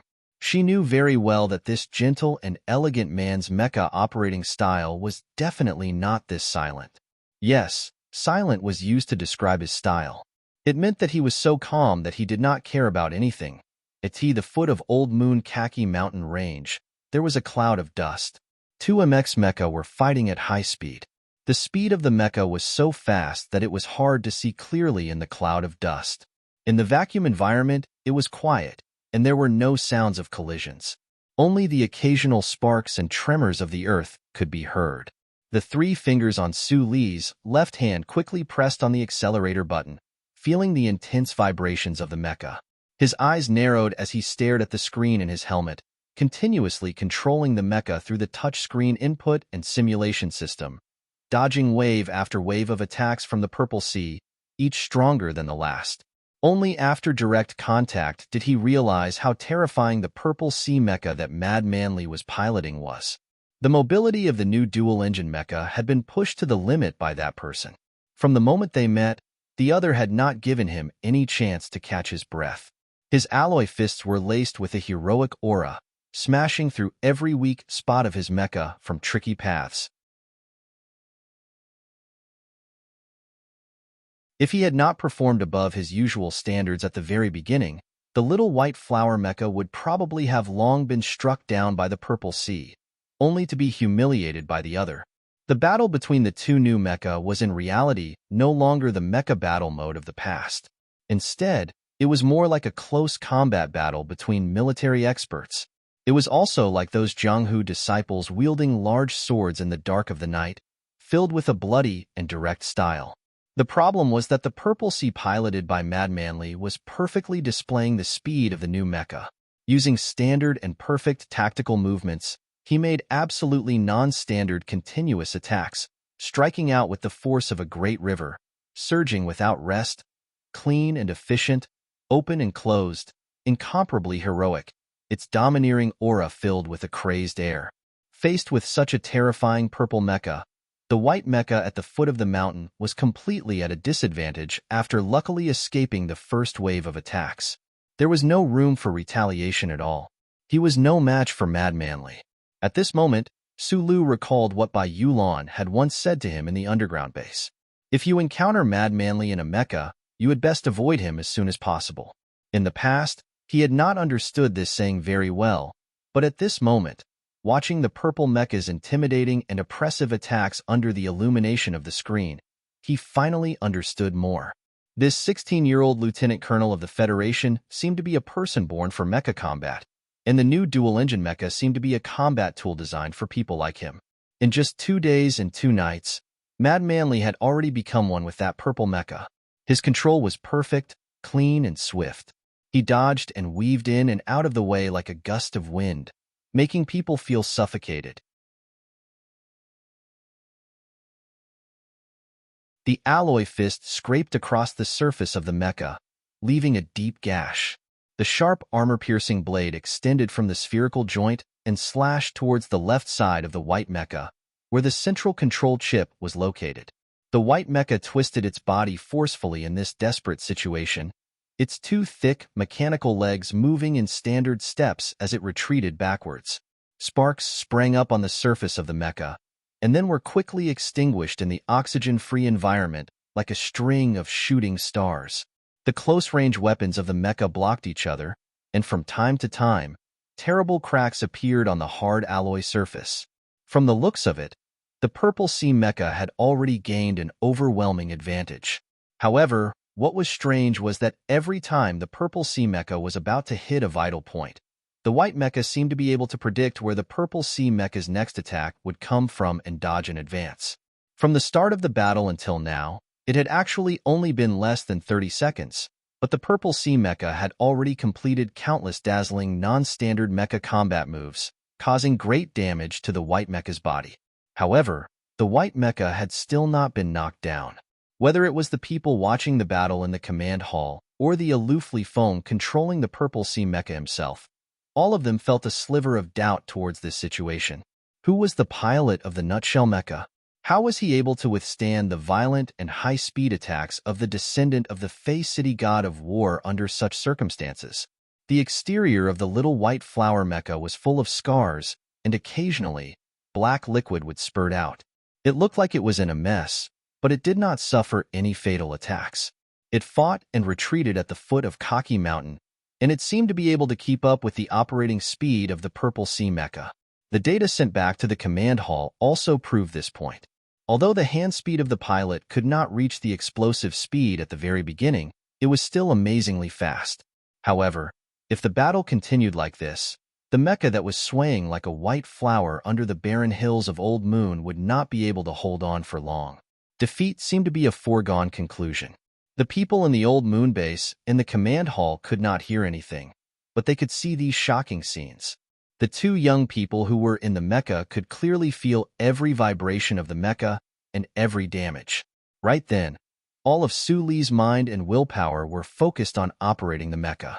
The scorching lines on his body raced at high speed, helping him to push the white mecha's speed to the maximum through the simulation system. Only then could he fully utilize the full power of the little white flower's twin engines. Even so, facing the wild attacks of the Purple Sea mecha, he still felt as if there was a huge wave crashing towards him, as if it could drown him at any time. He did not know what level of hand speed the simulation system he was using was equivalent to among the Federation pilots.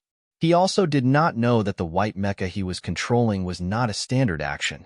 He could only follow his own instincts to capture the traces of the Purple Sea mecha's violent and frightening attacks, controlling the white mecha to follow the 10 stances he was most familiar with.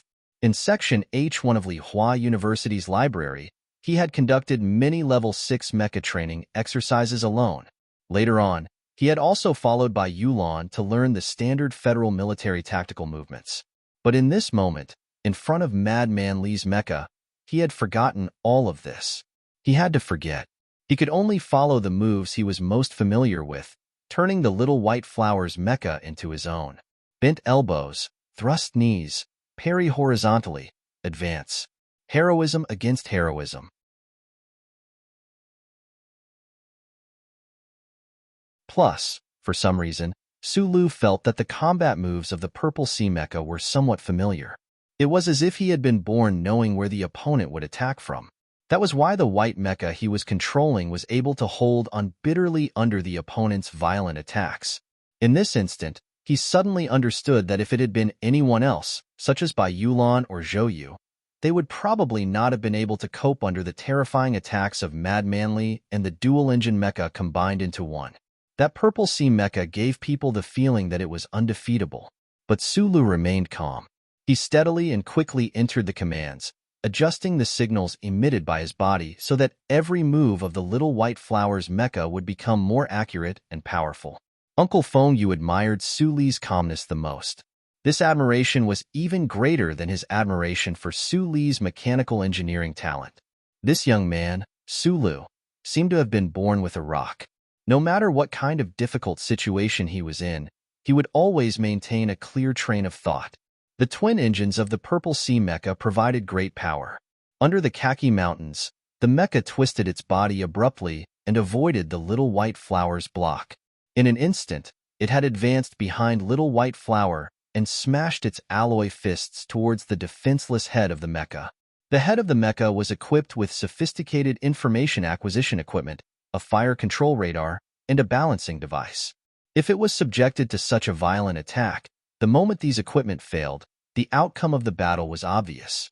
The Purple Sea mecha's twist and step had been so clean and efficient that there had been no sloppiness.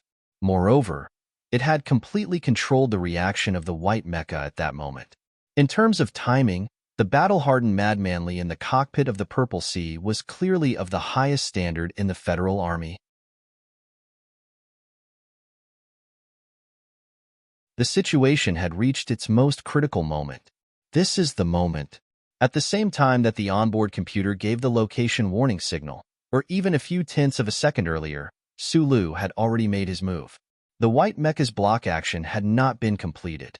3 power units were simultaneously output, and the joint engine of the left mechanical leg was forcibly shut down. The hydraulic system completed a cold compression in an instant, and because of this extremely complex action, the entire mecha lurched to the left. The Purple Sea mecha's fist brushed past the white mecha's head and smashed heavily into the left shoulder of the white mecha. The white mecha's shoulder armor instantly tilted up and splashed. The tremendous force of the impact caused the white mecha to fall to the left. But it did not fall. This was because the left arm of the white mech had already reacted in advance, supporting the heavily weathered surface of the moon. Using this tremendous force, the huge body of the white mech began to spin in the air. The heavy mechanical leg drew an arc in the air, then bounced back with incomparable speed, violently smashing into the head of the Purple Sea mech. This was the first time since the start of the battle that Little White Flower had truly struck the vital point of the Purple Sea mechadai in the command hall. The head of the maneuver department of Number 1 Hospital had just sat down with a complicated expression when he saw this scene on the huge holographic screen. He stood up abruptly and stared in disbelief at the action of Little White Flower's mecha on the holographic screen. Mechanical arm propped up on the ground. Mechanical leg rebounded and struck directly at the vital point of the opponent's mecha. Was this something that a mecha could do? This was more like the close combat techniques of the strong people in the body cultivation halls. The pilots of the federal military might have done this kind of action on a normal day, but in a real mecha battle, which mecha would dare to do this kind of action in an extremely short period of time? Only the superpower of the twin engines could ensure that a heavy mecha could carry out such a nimble attack. The head of the department stared in shock at the white mecha's sharp attack in midair on the holographic screen. Before he had time to sigh with emotion, he found that today's battle between the new mecha had once again given him a shock in terms of concept. At the same time that Little White Flower's flying kick struck the Purple Sea's head, the Purple Sea mecha's twin engines activated at full speed and actually reacted at the same time. There was no time to retract the alloy fist that had struck out, but the Purple Sea mecha's mechanical leg bent at the same time. Relying on the power provided by the jet stream, it slid through the air, and the hard joints of the mechanical leg struck the white mecha's abdomen viciously. The Purple Sea mecha charged forward violently, and the white mecha kicked back sharply. The moment the two sides came into contact, a huge force was unleashed at the same time, and both sides were sent flying back more than 20 meters. The heavily weathered surface of the moon was thrown into a cloud of dust by this attack, and it did not settle for a long time. The upper half of the Purple Sea mecha was severely damaged, and there was a terrible crack. Not far away, the white mecha was even more damaged. The outer armor structure of its abdomen was clearly deformed. The two mechas stood tens of meters apart, and in the middle of the moon's surface, the deep imprint of a mechanical palm was very obvious.